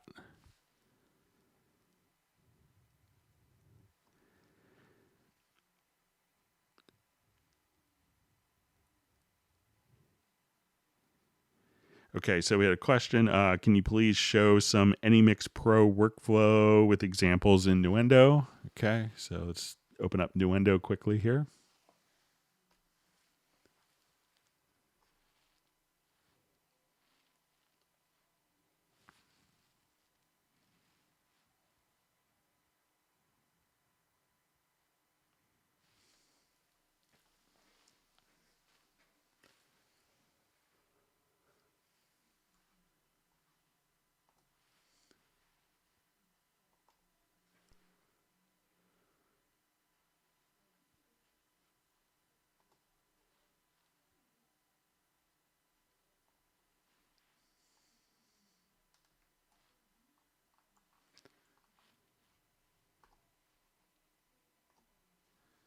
Okay, I'll just set this to a 5-1 bus.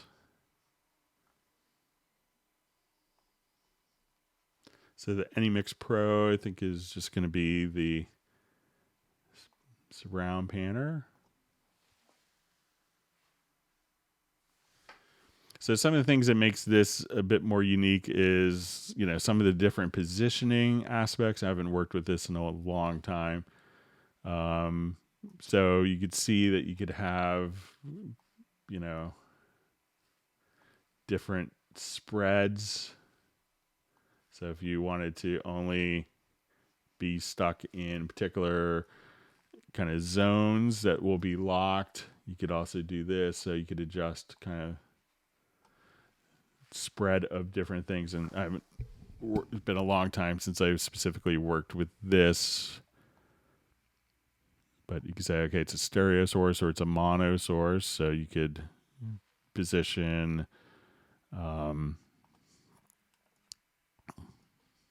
so it's probably just a horrible presentation on this, but so you could kind of lock into different fader modes. You set kind of the the width there to be set up a little stronger or wider. So there's some like really I've had people tell me that some of their post-production panning stuff or placement for Foley work, footsteps behind, that they could really only do in AnyMix Pro. So okay, so we have a question. If you own Cubase Pro, do you need Nuendo? I would say you would need Nuendo if you wanted to do, if you're doing a lot of game audio connects and you work with Wise, Audio Kinetics Wise. If you want to do Dolby Atmos, if you're doing a lot of dialogue recording, if you're doing more sound design, there's some built-in plugins like a Doppler effect, a pitch shift, like a randomizer effect that's pretty incredible. It will do more extensive surround sound beyond 5.1. So, a lot of people, if you're doing music production, can do everything inside of Cubase. But if you, need to, do game audio production or really advanced post-production, reconforming and stuff like that, then Nuendo could make a lot of sense for you. Okay, question. Is there a stable AD sound card that works better with Cubase? Sapphire and Scarlett aren't cutting it. I've always been, for years, I've been using the Steinberg UR series, and I travel extensively. I usually do, in pre-stay home time, I would do, more than 100 flights a year. So kind of stability and ruggedness on an audio interface was very paramount to me. So I've always had great luck with the UR interfaces, and especially with their drivers. If I was buying a new interface, depending how many inputs and outputs you need, I think that the Steinberg UR RT is really fabulous. It has built-in DSP, but the most important thing that those have is an actual Rupert Neve transformer in them. So you get one with 2 mic pre's and one with 4 mic pre's currently. So UR4T that has built-in DSP and MIDI, and it's built like a tank. And the drivers tend to work for many years, so we don't have many people have complaints. And I hear from other people that they tend to replace their they tend to replace their interfaces frequently. Okay, so let's go ahead and... So I see a question, is Nuendo 10 like Pro Tools? It's probably not, they're different tools, obviously. I would say if you're doing music production, probably even if you're doing like a huge blockbuster film, so I think even last year we had, like Pinar Toprak, who did Avengers, or she did Captain Marvel. We had the Avengers, we had the Lion King, we had Frozen 2, all where the composers did everything in Cubase. So it worked for them pretty well. So, but if you're doing audio post and game production, that's where Nuendo can make a big difference. So, but it's probably not really analogous to, to comparing it to a different program.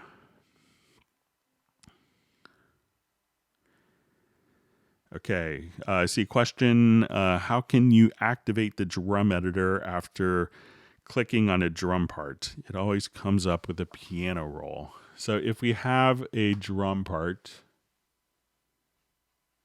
so when you double click on a part, usually by default, it will automatically just kind of show up. Let me just find a project that has some sequence drums in it. I'll show you the trick.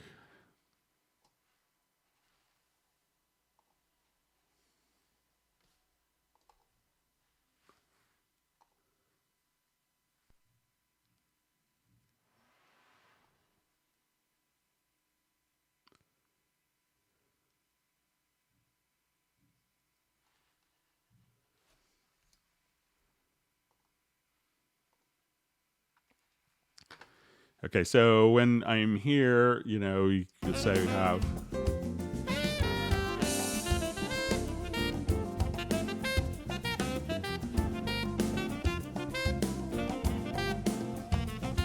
So let's say if I double click on my kick drum. All right, so we see it show up in my piano roll.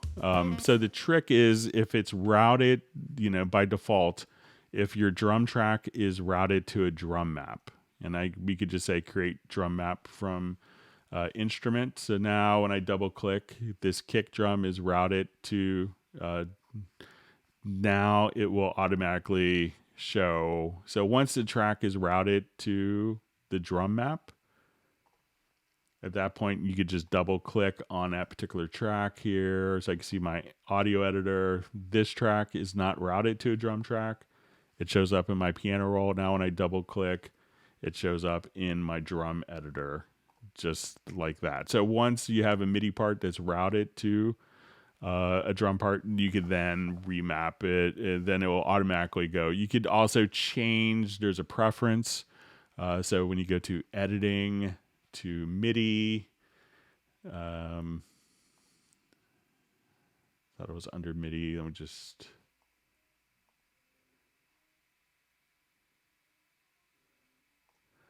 that you could choose the default editor. Maybe it's under general.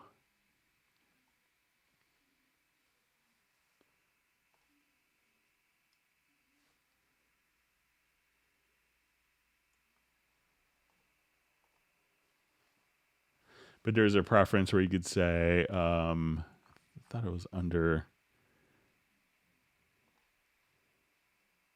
Okay, so under editors, we could just say you could double, whenever you double click, you could have it open in a drum editor if you wanted to. But usually once you assign it to a drum map, then when you double click, it'll go directly to the drum editor.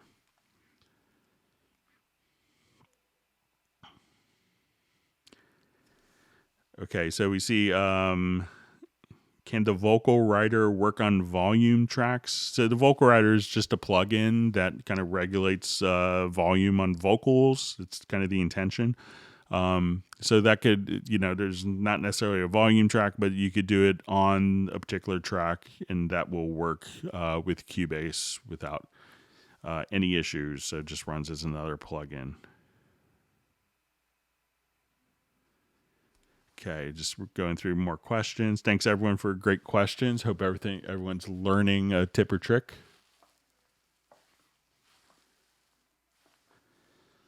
All right.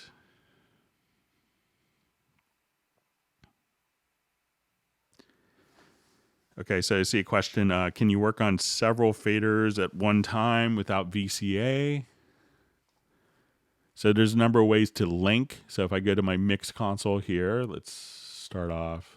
So let's say I have my kick and snare here. All right, so I'll just kind of come here. So if I want to take all of my drums here, I'll select them all, and then we could just activate link.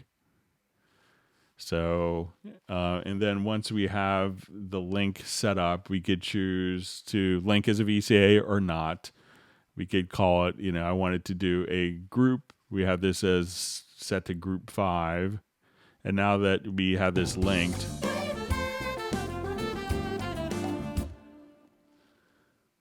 so I'll just do a new link here. So at this point, we will choose to, I'll just do another project that maybe doesn't have a link before I destroy this one.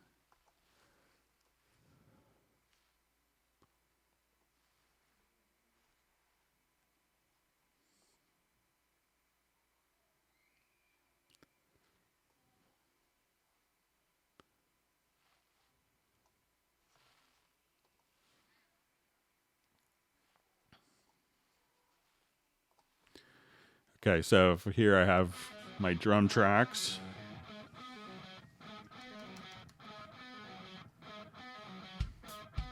So I could take all these and then we'll link them. And then once they're linked, we could choose to link the volumes, the EQs, different aspects of this link.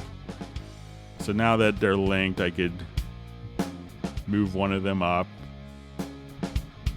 They'll all be linked. And if I have the panning linked, you could link panning, which may not make sense. So you could define different components that are linked.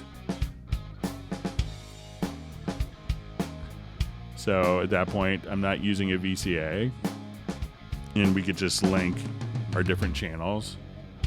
I could also right click and send these to a group.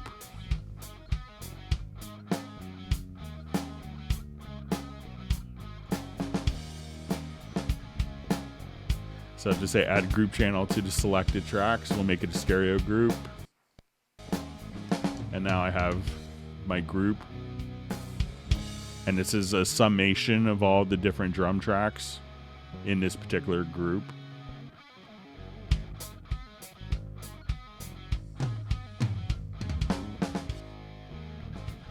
So if I want to move one fader for all the drums or just link the fader. So once you have the channel selected, you could just activate link here. And then you could choose which exact components are going to be involved within the link.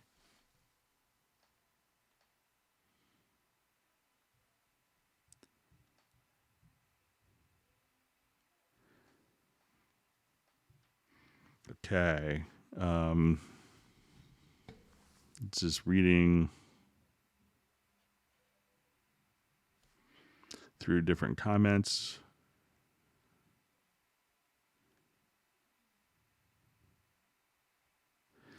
Okay, so question from Rick. When using VST Pro Connect and client, my internet is strong, gigabit both sides, but we cannot get sync light to go green. Any thoughts?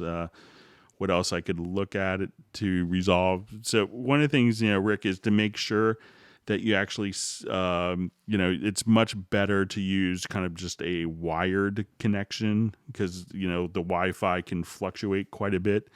So yeah, I'm not sure if you have a wired connection on both sides. Sometimes people or just doing like a Wi-Fi, and then someone in their house is watching Netflix, and then wonder why they lose sync.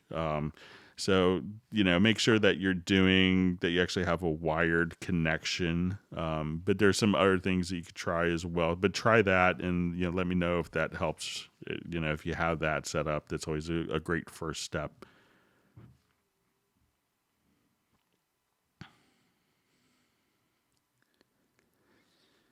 Okay, says, hi, perhaps this has already been asked, but where can I download this song? I mean, the Cubase files and tracks. I think if you go to the Steinberg download manager, there's a song on, there's a demo project that's on there. A lot of the demo projects I have are from friends that have kind of donated projects to me over the years that are kind of, much better songwriters than I am. So a lot of times I don't really have permission to give them out. So, but you could definitely check out a good source from the Steinberg download manager. I think if you go to Cubase 10 or Cubase 9.5, you can have that. So question, is Nuendo needed if you own Cubase Pro for film score? I wouldn't say that you would need you would need Nuendo for film scoring, where Nuendo could work in the film process if you want to take the score plus doing all the Foley, incorporating all the dialogue and delivering it in stereo, mono, 5.1, Dolby Atmos, doing all the sound design, that stuff. That's where Nuendo can really shine. But for film scoring, obviously there's, the top film composers in the world, generally use Cubase. So, that's probably gives you a good idea, So probably if it works for, Hans Zimmer, it'll work for you.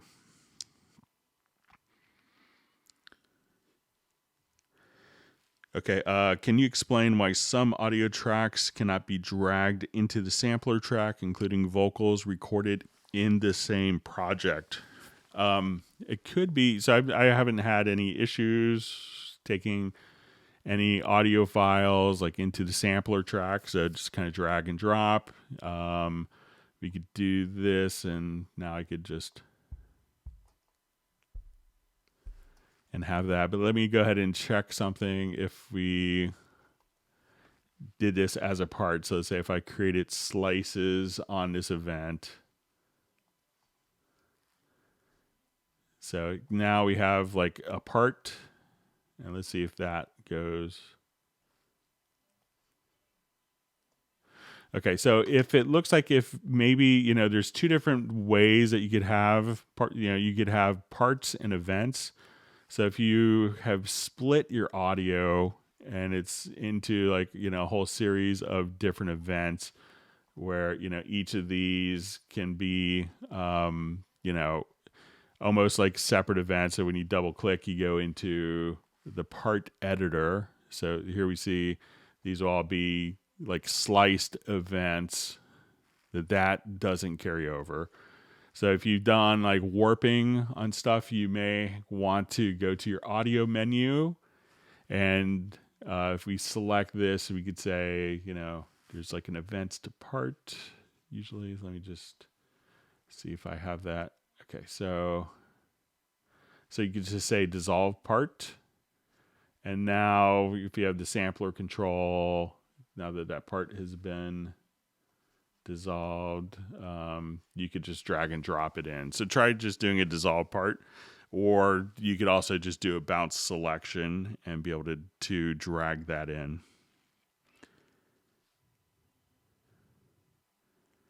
Okay. Okay, greetings. In previous versions, there had its own history undo redo in the main window and the piano editor, now only in sequencer. I've heard other people mention this, but I don't remember that. So, if I'm here, it used to be like, 20 years ago that there was, if you did a bunch of stuff in the MIDI editor, so if you come here and let's say if I did just a bunch of edits, and move different things around. Let's say do this, and let's do a fade in. Let's make the clip gain. Let's make a copy. That this would automatically show up when we get to our edit history. And now my 23 edits we could just do and go right back to square one. And I had a composer friend of mine, Fred Corey, tell me that, he missed that feature and he swore that it did it. And then we went back through a number of different versions and could not find kind of like a separate undo history for the score editor. I think since SX1 in Ondo that the history has been kind of coupled together. But I could be mistaken. But yeah, I know prior to SX, we had VST 532. At that point, you could hit the escape key and that would cancel all the edits you made since entering the editor. But I don't remember a separate edit history, but I could be mistaken. So see question, how many threads can Cubase currently see? It could see as many threads as your computer has. So it was until version 10, they did, it might have been in 9.5 or 10, where they actually, I think it was 9.5, where they did some enhancements for computers that had more than 14 cores. Now, even though Cubase could see that, depending on how you allocate plugins and which plugins you're using, a lot of those plugins may not be able to spread across different cores as effectively or as easily. But Cubase could see and utilize all the different CPU threads that you have.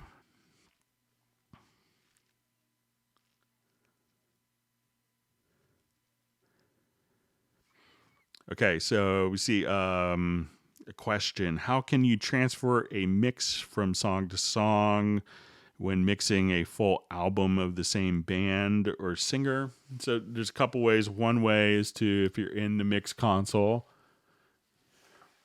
you could select all of your tracks in the project.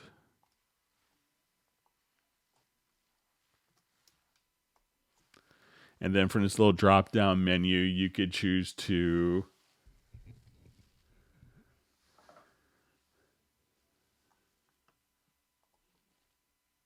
I think it was in here. Let me just take a quick look.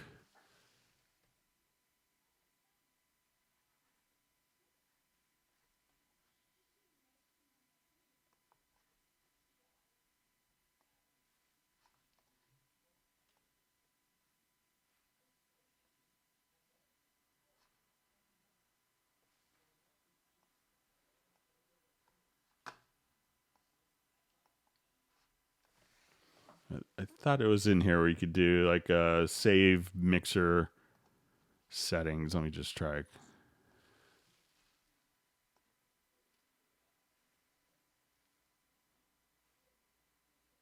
Okay, yeah. So if you see, you could just choose to save selected channels or load selected channels. So you could save those channels. Now, if I wanted to, I could also just come here and say I was doing a new project, or I had a different project.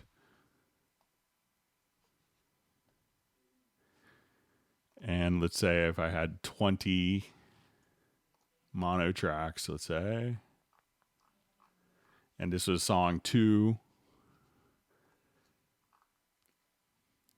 I could just come over here and say import tracks from project. And let's choose this particular song here. And we could import all the channel and inspector settings or all the automation. But we could also just say, I want to select all of these, and we could put them to new track. You could also do your input output channels. So if it's matching the same name, you could assign these to the same name on a different project and then hit OK. And as we do that, we could see that when we go to our mix console, that all that information will be saved. So try In 10.5, I would just do an import tracks from project and just leave off, the events and parts and automation, and all the other settings will be carried right over for you. Okay, moving on to the next question.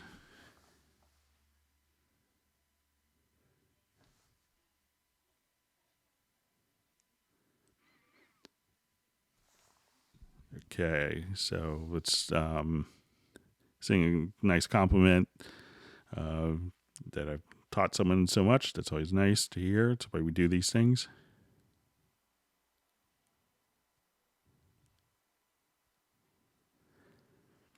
Okay, can you send the pre-listening from a media bay send to another output channel, then to another output channel, then other than 1 and 2 on my sound card where he send it? So if you wanted to send it somewhere else, like you could just go to your audio connections and go to your control room. And here, like I'm just using outputs 1 and 2, normally going to my Yamaha HS7s. You could label these whatever.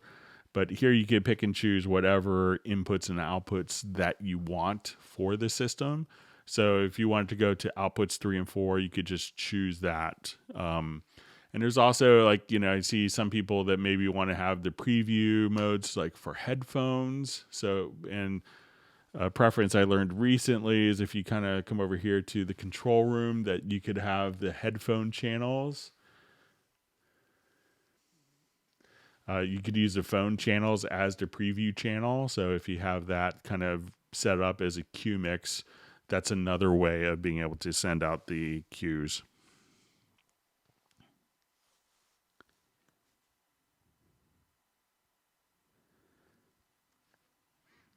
Okay, just seeing another question, probably going back to the audio interfaces. I've used Focusrite A to D converters for 15 years now. It seems Cubase Pro 10.5 just can't stand it, but I think it's more of a Win 10 issue. Generally Cubase works great with anything that's kind of working in your operating system. So, and sometimes some companies may not update all their drivers so that you would maybe repurchase the software.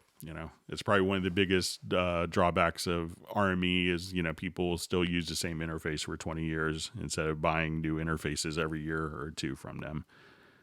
So, okay, so just going through.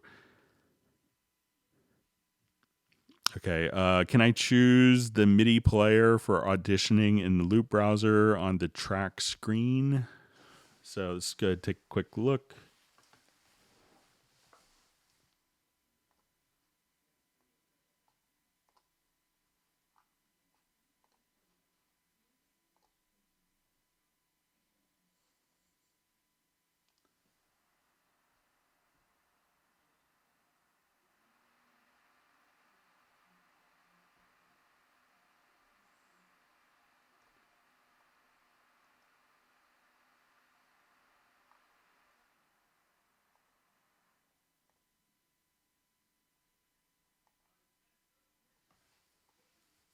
Just to make sure I have this still set, all right?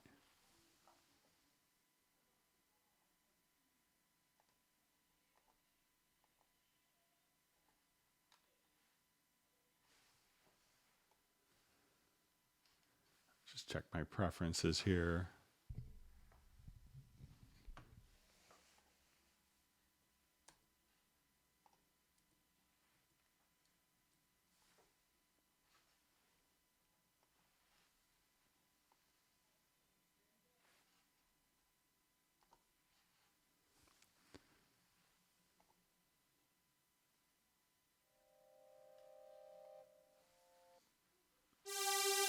Okay. All right, so it helps if I have the project active. Okay, so just gonna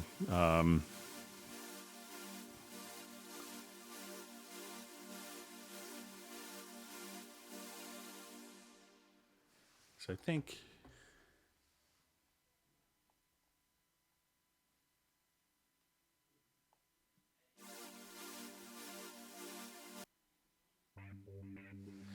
Okay, so I'm just going to read this again. Can I choose the MIDI player for auditioning in the loop browser on the track screen?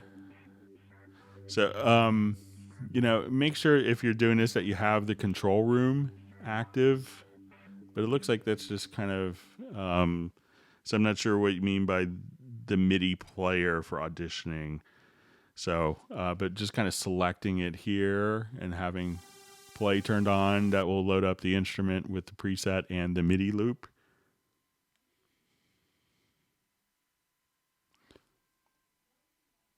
So just come here. And then if you want that to stop, just click on stop here. Okay, so maybe if you could ask the question again. All right.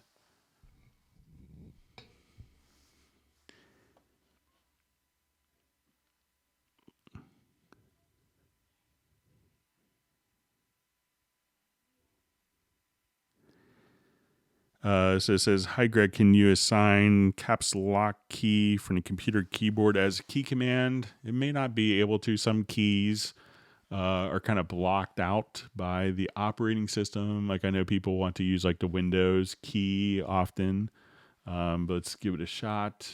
This could be one that's locked out. Yeah, so some of the keys are reserved by the operating system. That could be one of them. So it doesn't look like you can.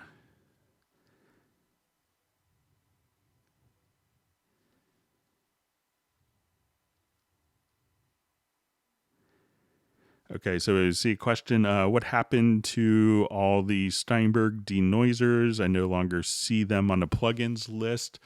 The denoiser plugins came out in 1996.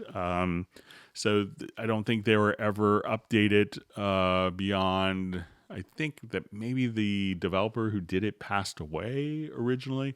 They do have in Wavelab some audio restoration capabilities, but the denoiser plugins are probably VST1 plugins. And again, they came out in 1996. Around 96. So they haven't been updated. So that's why you haven't really seen them around. So, but I'll kind of mention that again, that people would, like to see. Yes, I think it makes a lot of sense for Wavelab and Nuendo, where people are doing post and cleaning up stuff. But I'll mention again, but it's probably, the plugin is too old to be used and was never updated for 64-bit or later operating systems. Okay. So question, using multiple hardware, I need to be able to use the 32 channels I have from the Allen & Heath console via FireWire with 66 channels of ADAT via an Army Digiface. So the reason, if you had to absolutely do it, you could do on the PC side I've seen some people do a direct, using ASIO for all, and then you could set up multiple interfaces. It doesn't really clock properly. So I would say if you're recording 98 tracks of audio from the Allen & Heath console and with 66 channels of ADAT, that you'd probably want it to be in sync. So I know for large recording systems like that, in some audio interfaces, like if you have multiple Army interfaces, sometimes you could stack multiple interfaces, like if they're PCI or if they're doing often allows you to kind of have multiple interfaces spread, and the reason why, like on a Windows platform, we don't do it is because, you have two separate audio clocks that can never really be resolved, and it could lead to all sorts of problems. I know it seems like a great, easy solution, and the Mac does it, but again, it's still kind of the same issue. And it also compounds the latency, so it's not ideal on either platform. So your best bet, if you wanted to do tracking of, 98 channels, which I understand, and we have people do that all the time, and I've done plenty of 120 track live recordings, is to get a MIDI system where you can run multiple MIDI cards or run a Dante system, convert things into Dante. Or try to get it down to fit within your 66 tracks from your Digiface, if you can, or get a format converter from your Allen and Heath into that. But that's why it's problematic is because you'll have two different clocks that can never resolve to each other.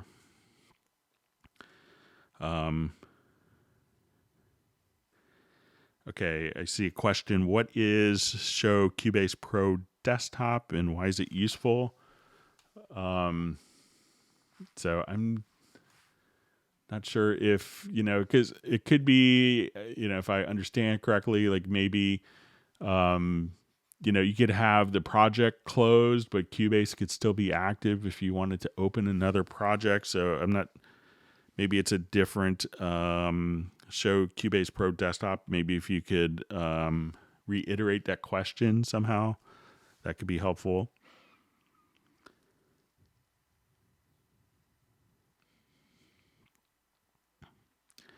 Okay, so we have a question from Nick. Greg, how does the multi-track recording work in VST Connect? I've used it for bass guitar, but want to record drum kit with all those inputs show up. So yeah, all you have to do is, and this does it with the VST Connect Pro, will allow you to do, more than 2 channels. So the VST Connect will allow you to do it with the stereo source. But if you go to the VST Connect Pro, we can come over here. Let's just.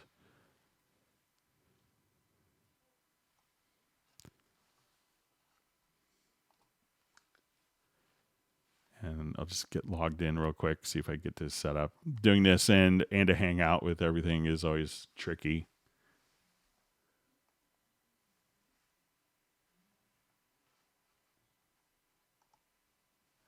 But I think, once you're here, you'll see kind of the recordings, but you could just set up, once you have everything kind of set up, you just click on, get the HD files or get the local files. And then that way, it'll record kind of a stereo track. And then in the background, you could just say, get the HD or get local files. And that will transfer the full resolution files from the VST Connect Performer system into your project. So yeah, we have people doing live drums with it all the time.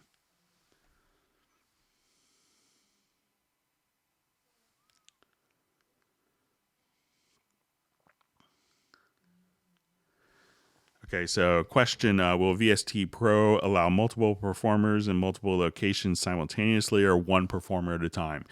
VST Connect Pro is built upon a peer-to-peer architecture, so that means it's going to be kind of one person at a time. So I got this question a lot and mailed in several times. It's like, why aren't you guys just doing 14 people at once? Don't you understand what's going on in the world? It's like, we understand, but there's also inherent limitations of how the internet communicates data and to make the latency work. So, and there's a reason that no other system is really doing, so many live streams at once. And we see all these great, TV concerts where, it looks like multiple people are just on their iPad and performing. But it's pretty obviously that it's, if you looked at the Rolling Stones live concert thing from Saturday night and Charlie Watts is air drumming and you hear drum parts, so it's pretty evident that a lot of stuff has been pre-recorded. So it's kind of designed to be a direct peer-to-peer communication. That's how it kind of works. I'm sure that they've investigated ad nauseum if they could do like a live band thing. I think there's a piece of hardware with a company called Jamlink where I know I have some friends in bands that use that for rehearsing, but still it's like we can get someone within 100 miles, but more than 200-300 miles, it's the latency gets to be a little out of hand and it doesn't work. So obviously we would love to have we record 100 people at once and make it all look seamless, but I don't think the internet bandwidth and the technology is quite there yet. Okay. Okay, so I see a question. It's probably referring to the song, and it's the "Be Someone" song. So you may be able to, if you look on Vince Melamed, look at him on SoundCloud. He was the composer of the song. And his last name is Melamed. So he's written a number of the songs I use for demos. He's very kind. He's a wonderful songwriter and musician. He's, toured, a real journeyman, but he's toured with like a zillion people, like, the Eagles back in like Hotel California. He was on Eagles Live, and Bob Dylan and Roseanne Cash and Jimmy Buffett, but just a wonderful writer. I've always loved his material. So, but look on his SoundCloud. You might be able to find it there.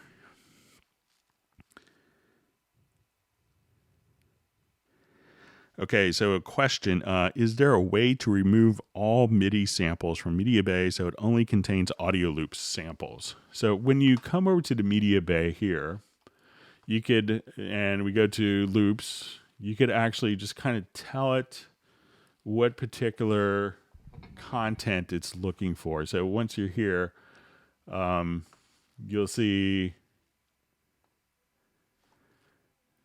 different media types. So you could just say it may default to all media types, but just come over here. You could uncheck MIDI, or you could just say, go to all media types and I only want to see audio. And then at that point, it'll go through and you won't see any MIDI loops. You could just kind of filter out exactly which types of information you want to see. So if you want to uncheck all media and just check only audio, and that works the same way in the larger version as well. So that's how you could filter out MIDI loops as well. You don't necessarily have to remove them.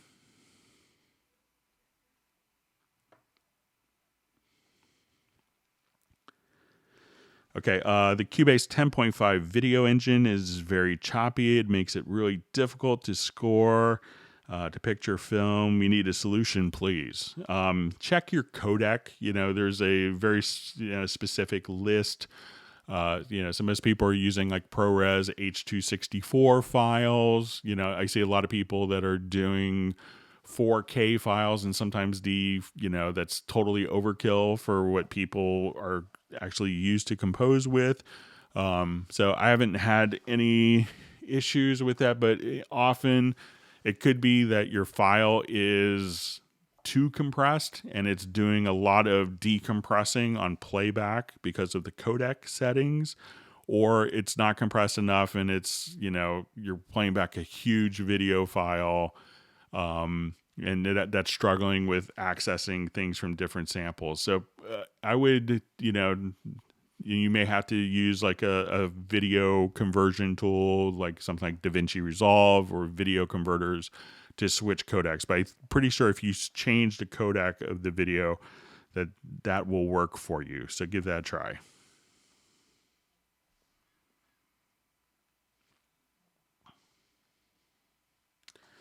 Okay, so just going through different comments. Thanks everyone for great questions. I hope everyone's learned a tip or trick. If you've learned something new today, feel free to give a thumbs up to the actual Hangout, and feel free to subscribe to the Hangout as well, or to subscribe to the channel. And then as new Hangouts occur, you'll be notified.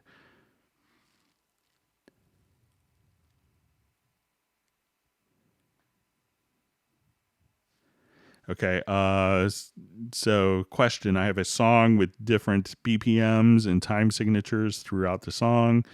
The MIDI I have for drums doesn't follow the time signature or BPM sent along with the song. Any ideas? Okay, so let's do a new project here really quickly.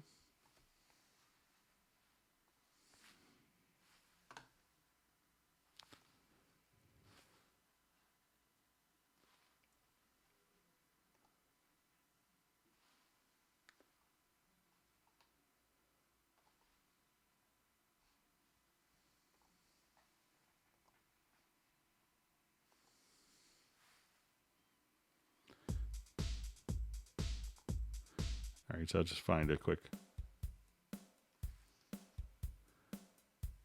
Okay, so I'm just going to drag this little MIDI loop in.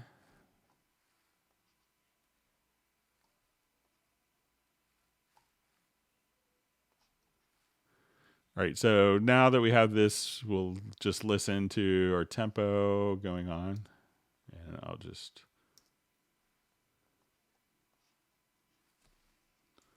nudge it to beginning.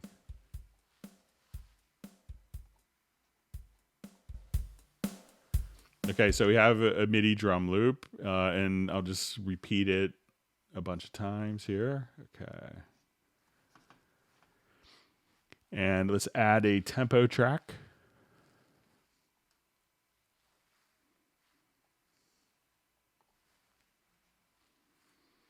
Okay, so there's two different ways that the timing can follow different your project here. So there's MIDI tracks can be in musical or linear mode. So if it's in linear mode and I do a tempo change, that event will stay exactly where it is in time. And if it's in musical mode, if I change the tempo, it will just automatically speed up and slow down accordingly. So if I come here and I'll just draw in some tempo changes.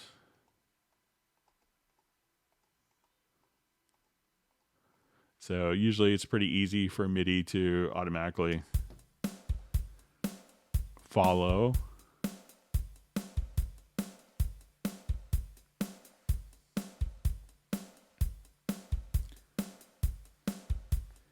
And some people wonder if Cubase can actually do like a retard or something like that. So if we just go on a tempo and go to ramp, here we could just say, okay, I want that to ramp up. So we could just say...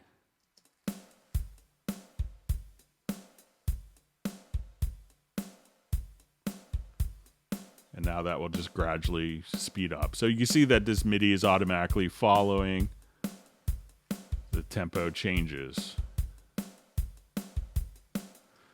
So if this was set to linear mode,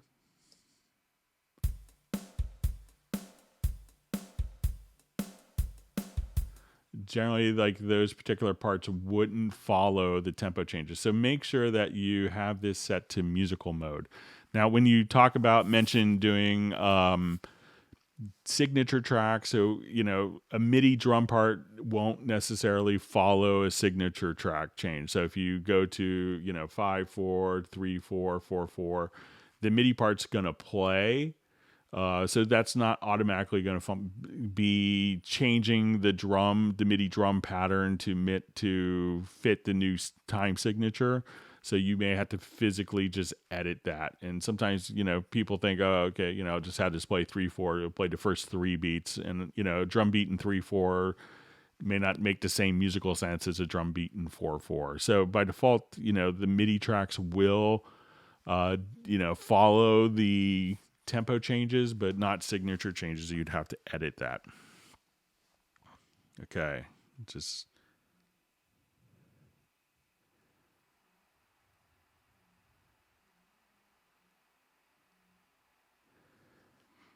okay, so you see, Greg, how to duplicate a track without events on the double. I always duplicate, but then have to remove the events. I think this is a pretty simple macro, and I think the macro is actually included with Cubase.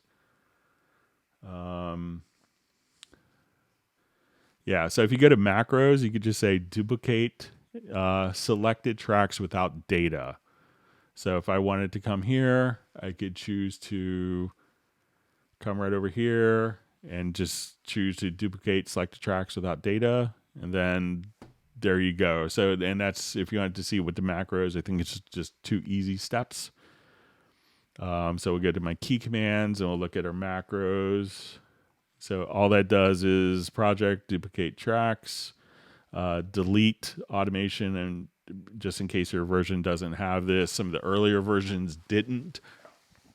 So it's just project, duplicate tracks, automation, delete automation on selected tracks, track versions, delete inactive versions on selected tracks, edit, select all on tracks, edit, delete.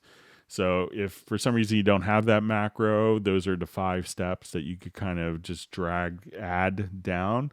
But that's all you have to do. And you could do that for audio as well. So if I have like an audio loop,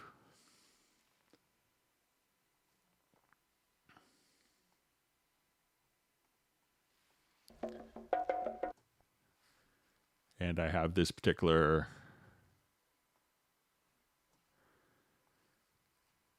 I could again just do the macro,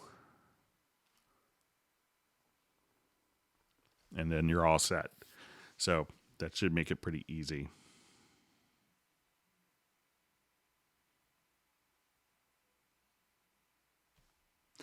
Okay, so I see key command Z, zoom track is fine, but how to restore track back to normal height? So, I tend, not to use that one so much. So you could always just kind of do that. Let me just see if we do that. Sometimes if you have the zoom tool active, so let's say I'm here, I select this track and I hit Z. If you just double click with the zoom tool, and this looks like the little magnifying glass in an empty space, that will kind of just do like your zoom history undo to where you were. So, and another function that's kind of handy, if you hold down like Command Shift, you could just do this. And if you hold down, you could do like G and H for zooming this way, and Shift G and H to zoom that way. And once you kind of get that kind of dialed in, it's very fast. But if you hit Z accidentally and everything is annoying, just go to your zoom tool and just double click on an empty space, and that will undo it.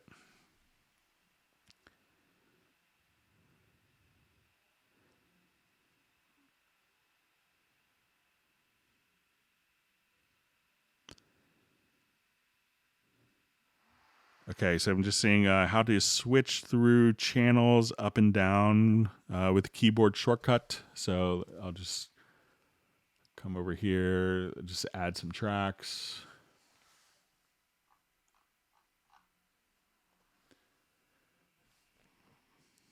So let me just zoom all of them here. So if you just hit the up and down arrow key,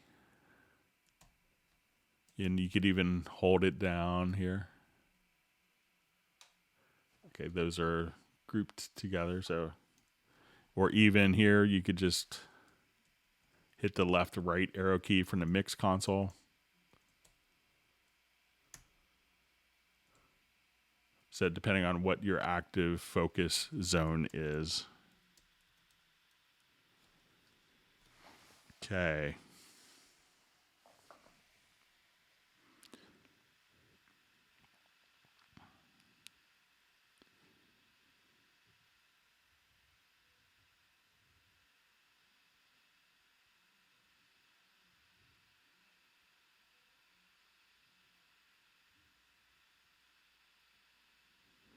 Okay, I'm going to go ahead and just take a quick look at some of the questions that were emailed in advance. One of the questions was how to trigger notes from a drum recording, like for doing drum replacement.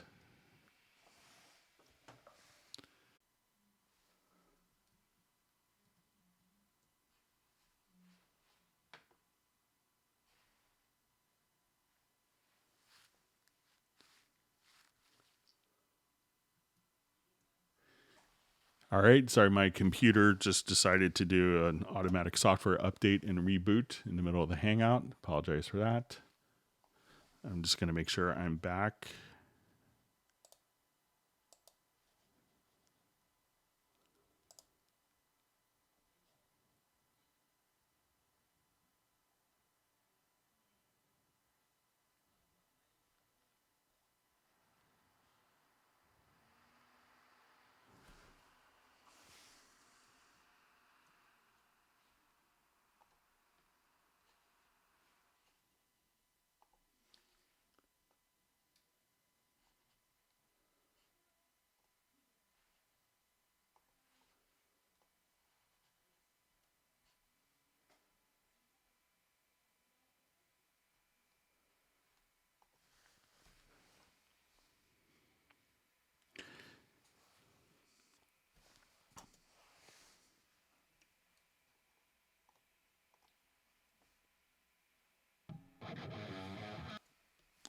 Okay, so I apologize. My computer did a software update without notice.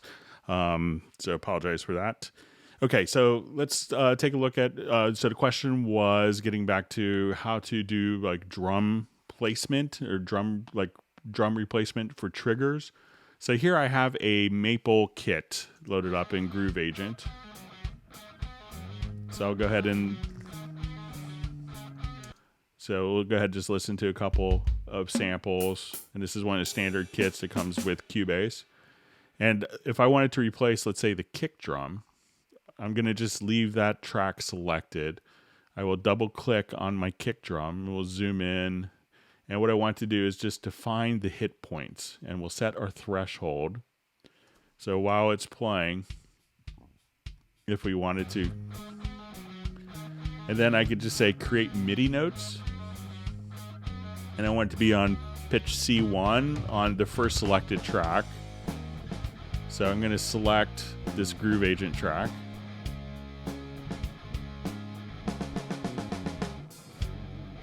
And then we'll create the MIDI notes. And now it's triggering. I'll mute the original kick drums.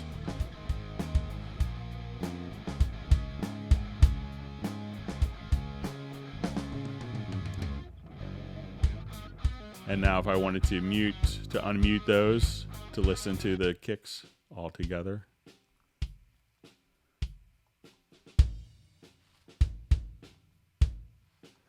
And of course in context now.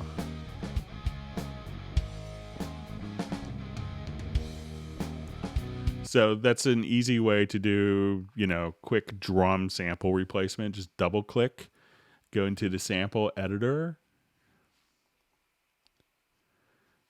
And then once you go to hit points, just find the threshold of where the kicks are actually coming in and create MIDI notes.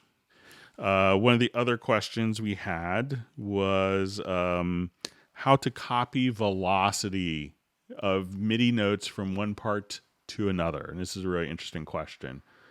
I think I actually did this in kind of a separate project here. So let's take a look at it. Thanks. I'm sorry about that. My computer spontaneously did a software update and reboot it.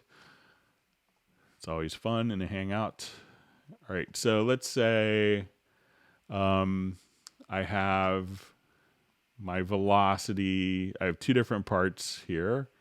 And we'll open up the velocity. I'll just go ahead and solo this.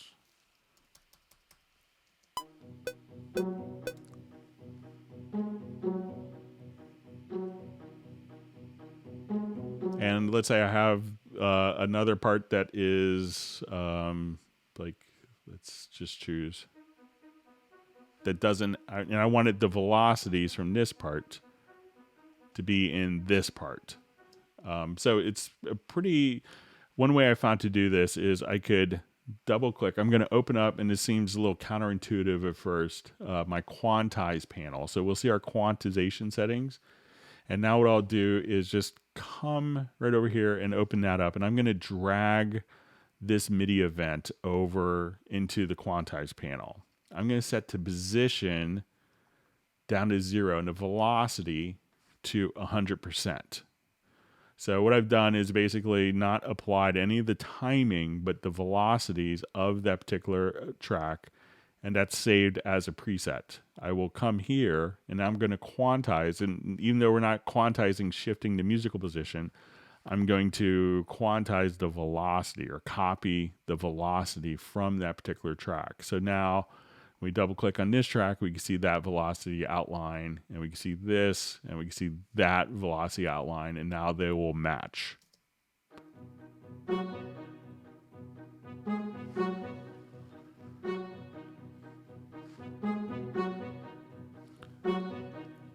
So once again, go to your velocity, your quantize panel, drag that in, set the velocity to 100 and a position to 0. And that will be saved as a preset, and you could just call that up at any time. And if you wanted to, save a particular preset, you could just click on save and be all set. So that's a great question. We had another question on someone that where they had like a kick sample and they wanted to replace their kick sample, but they don't want to have to do it every single time if the sample's used 200 times in the song or 400 times. So let's say they have a kick sample like this.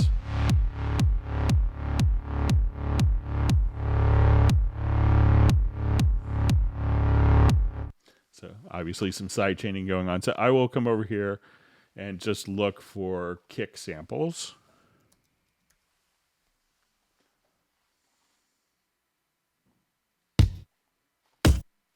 So if I wanted to just replace that sample, every instance of it, so we could drag it over top, and I'm just going to hold down the shift key. And if that original sample is used repeatedly, it will say, do you want to modify all the events that refer to this same audio material? And I'll say all. And now we could just have our own.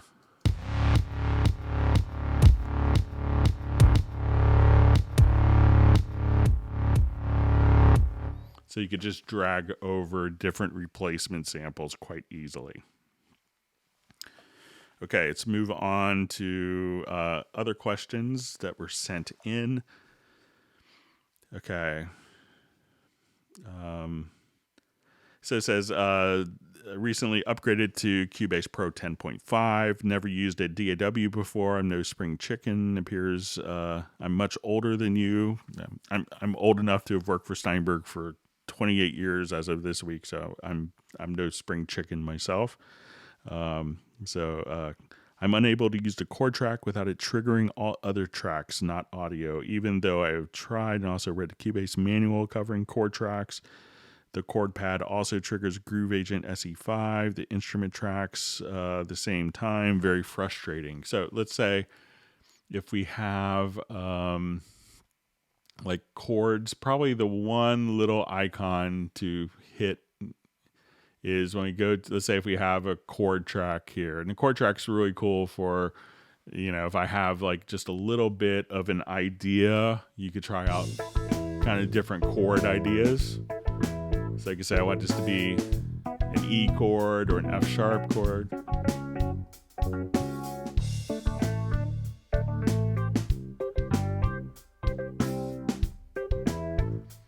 Right. Now, sometimes what happens is if the track is record enabled, the chord track can actually monitor. So every time I would hit like a chord here, so let's say I have this record enabled, I hit the chord, it could automatically trigger like the track that's record enabled. So if I have bass, this may not be what you want.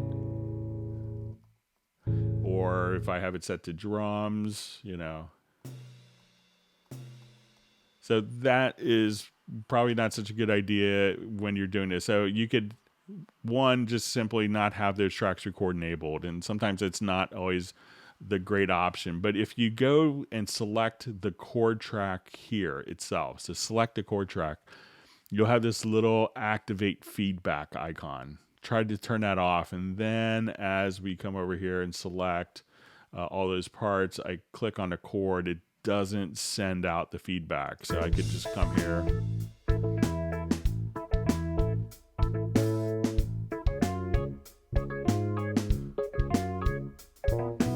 So if I want to change a chord.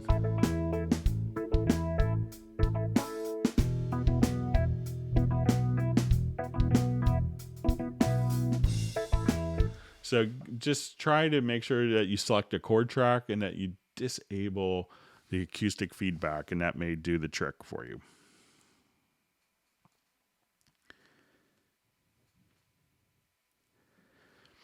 Okay, says, forgot to mention in the last email, Cubase completely crashes when I try to load Loopmash FX as an offline process plugin.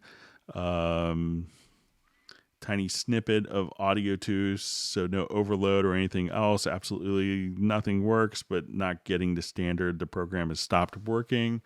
So I will go ahead and say if I wanted to try Loopmash on a particular, I was playing around with this and I didn't have it working as kind of an offline process, probably because I think with Loop Mash, you may have to actually, have the information triggered via MIDI. I'll do some more research on it, but I didn't have any processing issues. So if I come here, I'll go to my audio and choose plugins and just say my loop mash, and yep, it just did it for me there, just like you said. But I did have it working, but it didn't actually, it just didn't do anything for me. So I will, since it just did the same thing for me, I'll go ahead and pass it on to some of the other developers and see. But it's a plugin that may not be so well attuned for offline processing. But yeah, the same thing just happened to me. But when I did it earlier, it didn't cause a crash. So I'll investigate further with that. But I just had to do the same thing that you had mentioned. Okay, so we'll move on to another question that was sent in advance. Okay, so we had a question. I think this is mailed in. Can you use VST Connect Pro with more than one person, meaning record two different musicians at the same time from two different locations, or even three or four, as if recording a whole band of members, from each of their own houses? If it does not do it, it should, given the current circumstances. So obviously, I think everyone would love to have that. But I think, with how the internet works, I think if it was such an easy thing, it would be more widely available. So I'm not sure if that really is carrying over or is possible, as we discussed a bit earlier. So question mailed in: I'd be so thrilled if you could do a simple demonstration or explain a workflow that you consider industry standard for managing different cues, especially in relation to different production steps. If one aims to go all the way from writing, production through mix in Cubase using VE Pro as a sampler and external effects rack, but projects that are too big to keep live all the way, I find myself migrating, archiving effects and stem tracks to reuse in other cues, thus having to reconnect all Vienna instances, recreate, reroute returns, as rack instruments can't be transferred from project to project. If they could, this question could all be obsolete. So, one thing that I've seen some people do with varying degrees of success is to, if we have, let me just add a couple of instrument tracks.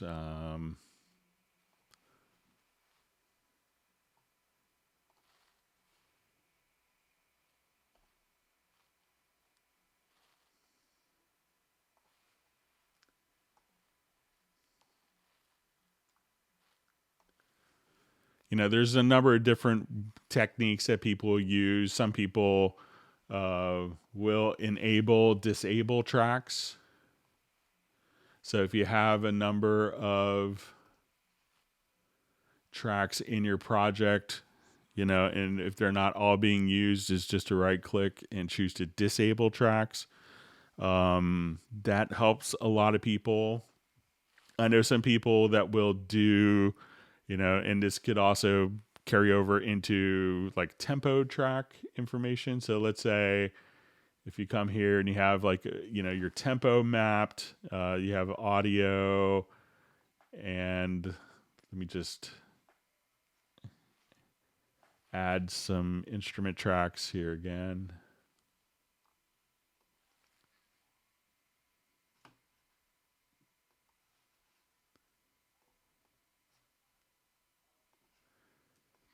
Is to take all these tracks with, your VST instruments,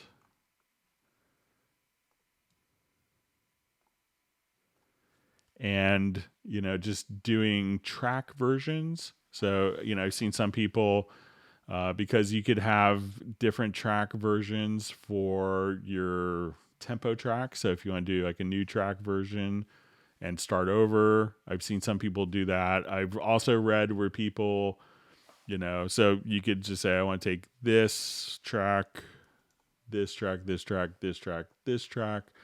And, I think if I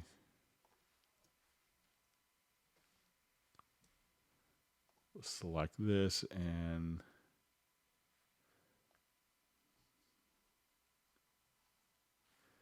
I think if we go over here to the project menu that you could say new version on all those from the project menu. So I know some people will do kind of like one cue as one track version, another track version. I've seen that. Another technique that some people use is to have everything, their template stored, and come over here and save it as a track preset. And then set the output here to not connected. So if I come here, we'll change our output to no VST instrument. So they'll save this as a track preset.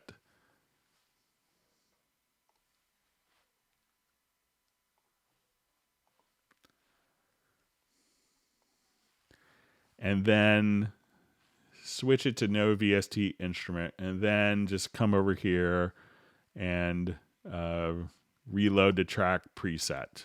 And that seems to save a lot on different CPU. So obviously, it's a huge problem when you have, thousands of tracks going on and only so much memory and a lot of very memory intensive. But those are some tricks that people do to get around that.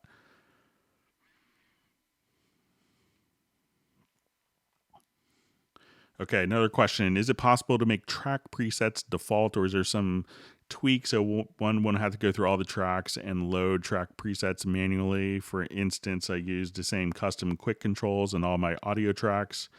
I'd save so much time if I could assign that to all audio tracks in one go, or if new audio tracks automatically had the preset applied. I feel like I'm missing something that would make this simpler. Is there a way to improve this workflow? There has to be something. What am I not seeing? Okay, so I'll just jump back to where we were started here. So if you wanted to do like quick controls, and if you find that maybe you have different tracks that are set up. So let's say if I'm here and I look in my mix console, and I have on this particular track, I have like, a little EQ, high pass filter. I have a number of different channel strip settings. And if I wanted to apply that, and I have my quick controls, let's say panning, my volume. So if we wanted to come here, I think we might have to do it in the full one, but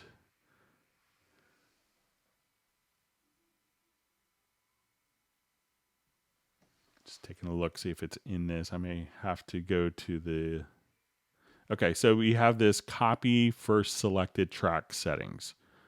So I'm going to select that. And now if I have those settings kind of set up for multiple tracks, I could now come over here and just Command V or Control V, and then all the tracks will be set up kind of the same way. So once you have kind of one track setting set up, we can now come over here. I'll just open that up. And if we look at our EQ, and I just wanted to go, to different tracks here. So we're on audio 7, audio 8. So you can kind of go up and down and apply all those different track control settings across multiple tracks very easily. So you can kind of copy and paste those settings. So give that a try and see if that can speed up your workflow for you.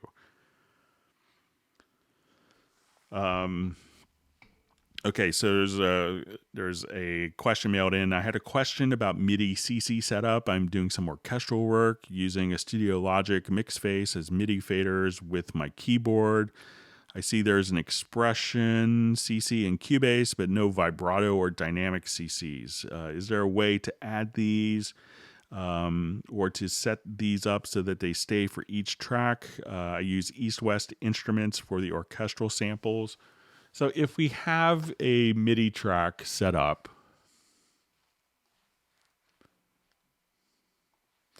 you could have, if you're kind of using the same aspects all the time, you could come here and see. So I'm going to double click. So a lot of composers will use, we'll look at velocity, and I'll just randomly draw in some gibberish notes here.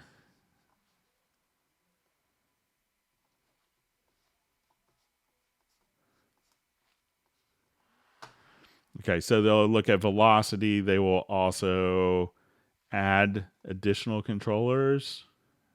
So what's typical is velocity, expression,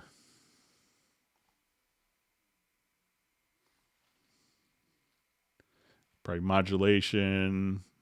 My Mac is not happy today. All right.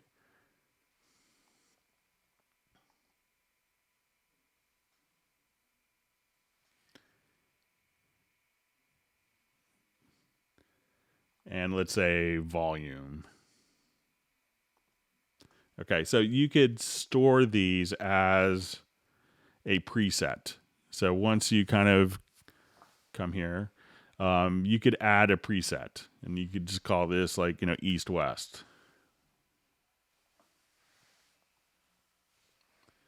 So, and then you could just simply call that up at any time that you want. So if we're at just looking at velocity only, you could do that. Or now you could just come over here and choose to say, okay, I wanted to look at my east-west, my EW. Then you could see, and these could all be different heights. Now, the reason that you don't see the labels for vibrato and dynamic CCs is those aren't actual names of MIDI continuous controllers. They're probably driven by a MIDI continuous controller. So expression is within a MIDI specification the name of a specific controller, controller 11. But probably your dynamics and vibrato are responding to other MIDI CCs, and that's why you don't see their names listed. Okay, so we'll move on. Okay, and it says, furthermore, I want to have a key command for the remove overlaps, the waveform of the take. However, I can't find the exact phrase remove overlaps in the key commands editor, and can't really find a way that works. When I have a take I'm happy with, I'd like to remove all the not so great takes so it looks cleaner and is easier to work with. All right, so instead of remove overlaps, what you want to do is to set it to, the function's called delete overlaps. And what this is going to allow you to do is to come here, and let's say if we have different audio events, like let's say if I have two different MIDI events and I wanted to kind of clean this up. So in this example, I could see that these events are kind of ascending and these events are kind of descending. So by default, if you drag it over, you have these two lanes over top of each other. And that may be an unwanted take underneath. So if you go to, I think under MIDI, you could go to functions. And then for MIDI stuff, you could also just choose, I think is it under there? Okay. Or just go to the preferences. And when you go to preferences, you could, under editing, you have delete overlaps. So right now, without delete overlaps turned on, I move this event on top. It's kind of two different events that are layered together. I move these events on top. They're two stacked layers. But when I enable delete overlaps preference, so just editing, delete overlaps. And that's probably why you couldn't find it. It's not remove overlaps. It's just delete overlaps. So now as soon as I do this, I drag this over top, the other part disappears and it's gone. If I drag this part over top, those events will just kind of overwrite the other ones here. So I can just drag this on top and then that deletes. So just go to your preferences and you could have a key command that toggles that preference on or off. So look for delete overlaps as opposed to remove overlaps. Okay, question. I've recently acquired a used CC121 controller and noticed that the CC121 fader controller to Cubase Pro 10 and Win 10 Pro, I have to apply a little downward pressure on a fader to make it control Cubase. Is this normal or is it a CC121 hardware defect? Probably what you want to do, there's a mode to recalibrate, and I'm doing this from memory, mode to recalibrate the CC121 fader sensitivity. So if you turn on the program, turn on the CC121, so turn it off, turn it on holding the previous and next channel buttons. At that point, you'll see it will go into a diagnostic mode where you could hit like the buttons for mute, solo, rewind. The 4 buttons are stacked, and you could switch between the 8 levels of sensitivity. So I think probably just adjust the sensitivity, and that would get it back to where you want. And I think I don't know why I remember this, but it might be page 23 of the manual. I haven't looked at it in years, but I remember helping someone. It just kind of popped in my head. Okay. Moving on, some other questions. It says, hi, I'm Rich from Ormond Beach, Florida, newly retired music teacher from Long Island, New York. Congratulations on retirement. Your videos have helped the most out of all tutorial videos on YouTube for Cubase. Okay. So moving on. So the channel strip enables different effects, compression, EQ, etc. on each channel. And there's a preload for these, which is very convenient and saves a lot of time. But then if you have the availability of all these different ways to alter each channel through the channel strip, why would you need an additional availability of all the inserts and plugins, etc. as well? Would it be safe to assume that the channel strip is for those of us who have less experience, like me, and just want to move easily, put projects together with less time? The bottom line to say my question is, what is the advantage of one over the other? Couldn't I just use the channel strip and be happy with that if you feel that if it is sufficient? So when you use a channel strip, it used to be that, Cubase didn't have a channel strip and you'd have to do everything within 8 plugins. So we had 8 insert effects, 4 bands of parametric EQ. And then with version 7, they came out with a channel strip. So we said, okay, every large format console will have a gate, will have dynamics, will have an EQ built in. Let's give it some additional tools like an envelope shaper or a de-esser. Hey, what about saturation? And what about a limiter on every single project? So I think, my sense is from talking to people that the more that they use these particular processes is that they tend not to use a lot of third-party stuff after. That this is very sufficient and sounds great. So there's absolutely nothing wrong with using the channel strip. And why we have both operations is because if we have people working for 10 years doing this all in inserts, we can't just take that away because people will get to a particular workflow that they're comfortable with. We also had a lot of people that, could never create a track without, 8 inserts. So having these available without taking 8 inserts per channel, it was also good. But we've added, 16 inserts plus this. So it's perfectly fine to be using these as your main, processing capabilities, and it's also like a large studio, you may have, if you worked with an API, an SSL or Neve, you have a lot of different processing on each channel, and that's great, but you still have other flavors of processing, and that's what you could achieve. But if you're happy with results, and you can get fantastic results, using just the built-in channel strip and EQ, then you're totally fine. And, there's no problem, being able to work that way. All right, so let's see. Maybe our last question. Let's go back to the live feed. Thanks for all the great questions from everyone. I hope everyone's learned a couple tips and tricks.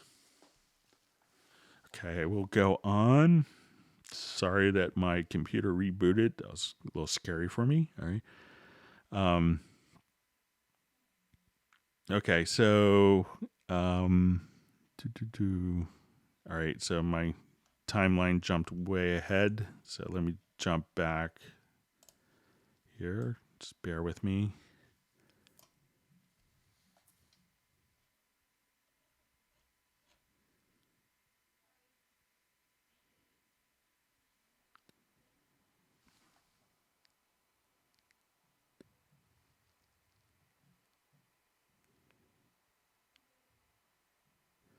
Okay, just sorry about this, and just reading through some different comments. Thanks again for all the great questions. Always feel bad. There's this great discussions that are always kind of beyond where I'm at in the discussion. So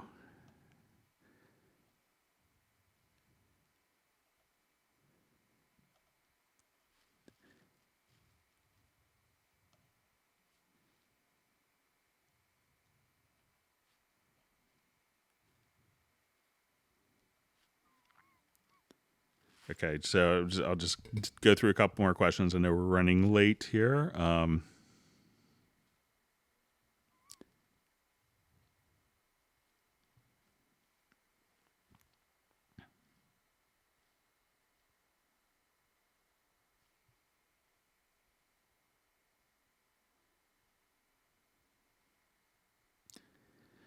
Okay, just going through lots of great discussions.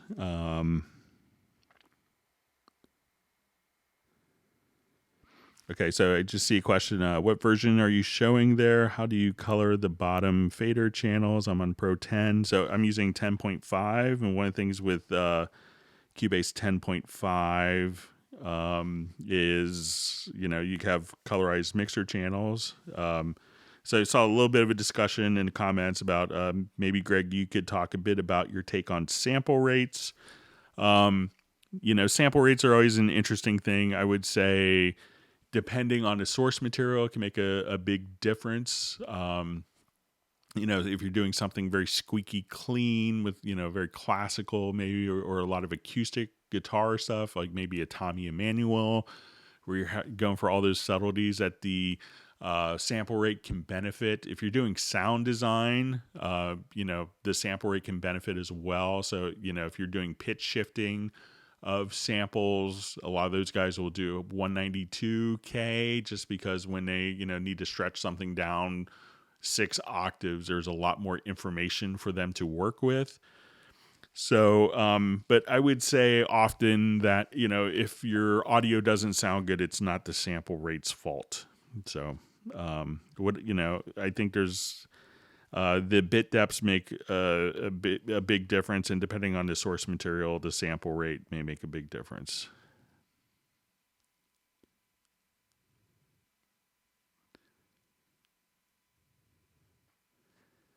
Okay, so just saying comment, moans, seriously, Steinberg, how do you not have a killer MIDI arpeggiator as part of Cubase? You're great at combining existing engines and components into new features. Do it with the MIDI inserts. There's a lot of stuff that people miss on the Apache SX, especially. I know I did a tutorial video on the arpeggiators, and I think a lot of people were shocked at the features, especially being able to drag in a sequence and use that as the arpeggiation source. But a lot of instruments also have that as well. Okay, another comment,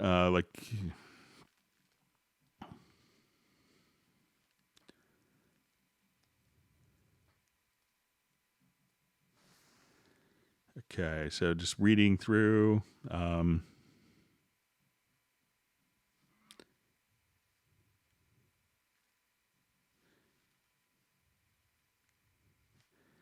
different comments here. So I appreciate everyone's patience.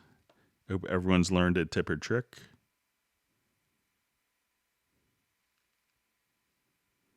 So lots of discussion on bit depth and sample rate.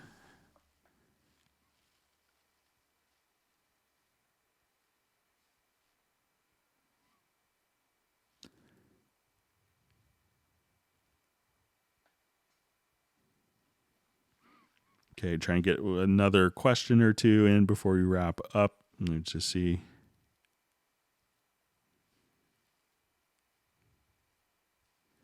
I see someone referring to my update daemon. So sorry about that.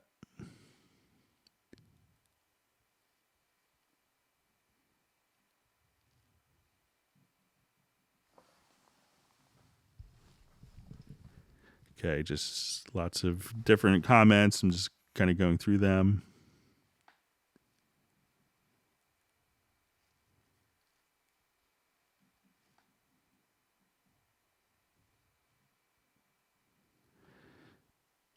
Okay, how to easy drummer in aux become mono, example for kick drum. I don't have easy drummer on, but I could show you a trick for that really quick. I know it's kind of a topic of discussion online recently.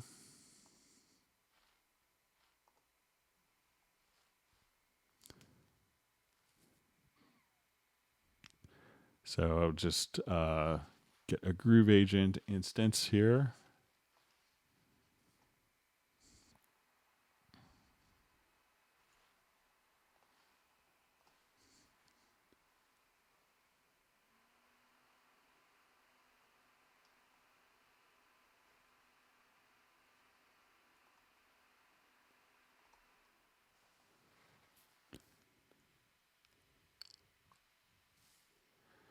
Okay, so this is a thing where people wanted to be able to take different sources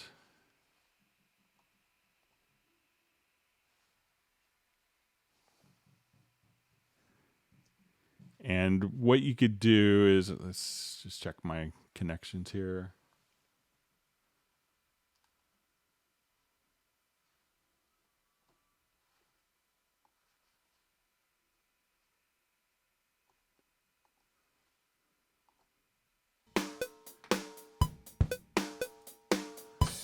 Okay, so if I wanted to, process or deal with my different drum sources,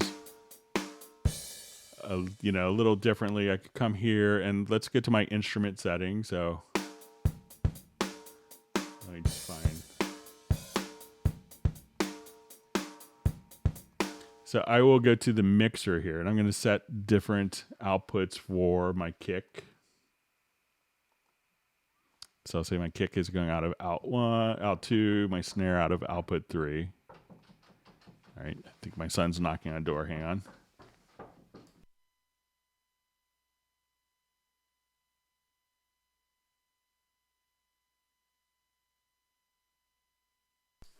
All right, my son is telling me my time is up, but we'll get this question. All right, so sorry about that. So we route these to our different outputs. So now we go to our mix console, and let's say I play the pattern.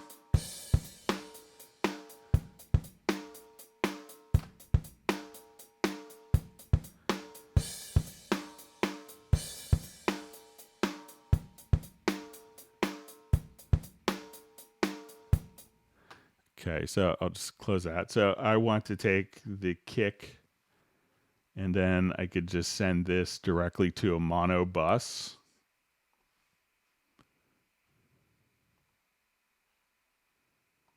And my snare to a mono bus.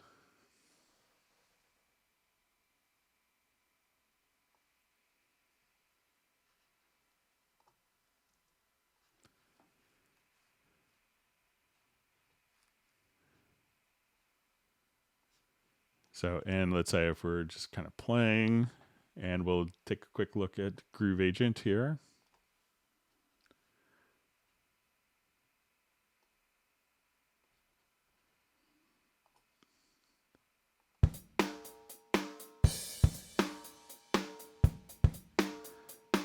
So I will go ahead and just record the pattern here.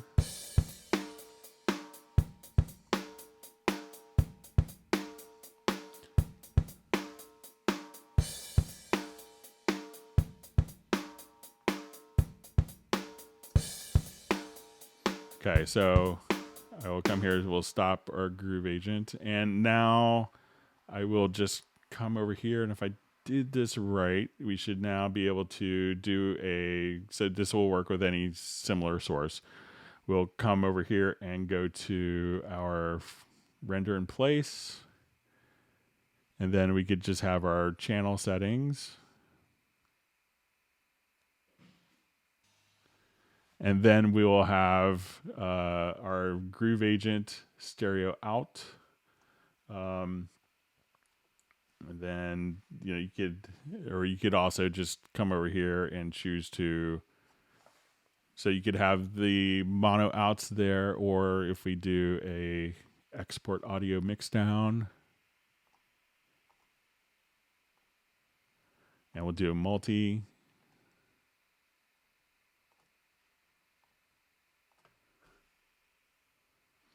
And let's go ahead and just put it into its own audio track.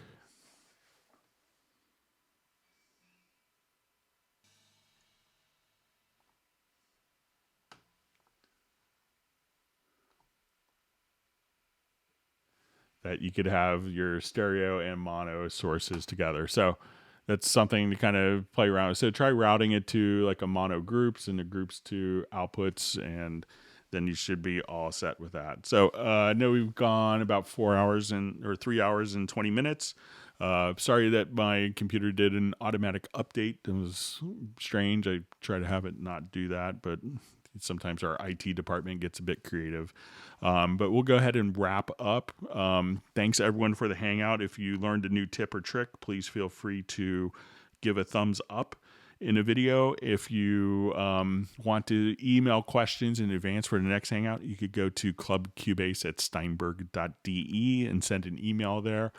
For some reason, it gets forwarded to me. I can't see your email address. So if you want me to respond, please just put your email address in the body. We'll be doing another hangout on Tuesday, starting at 1 p.m. U.S. Eastern, same time as this.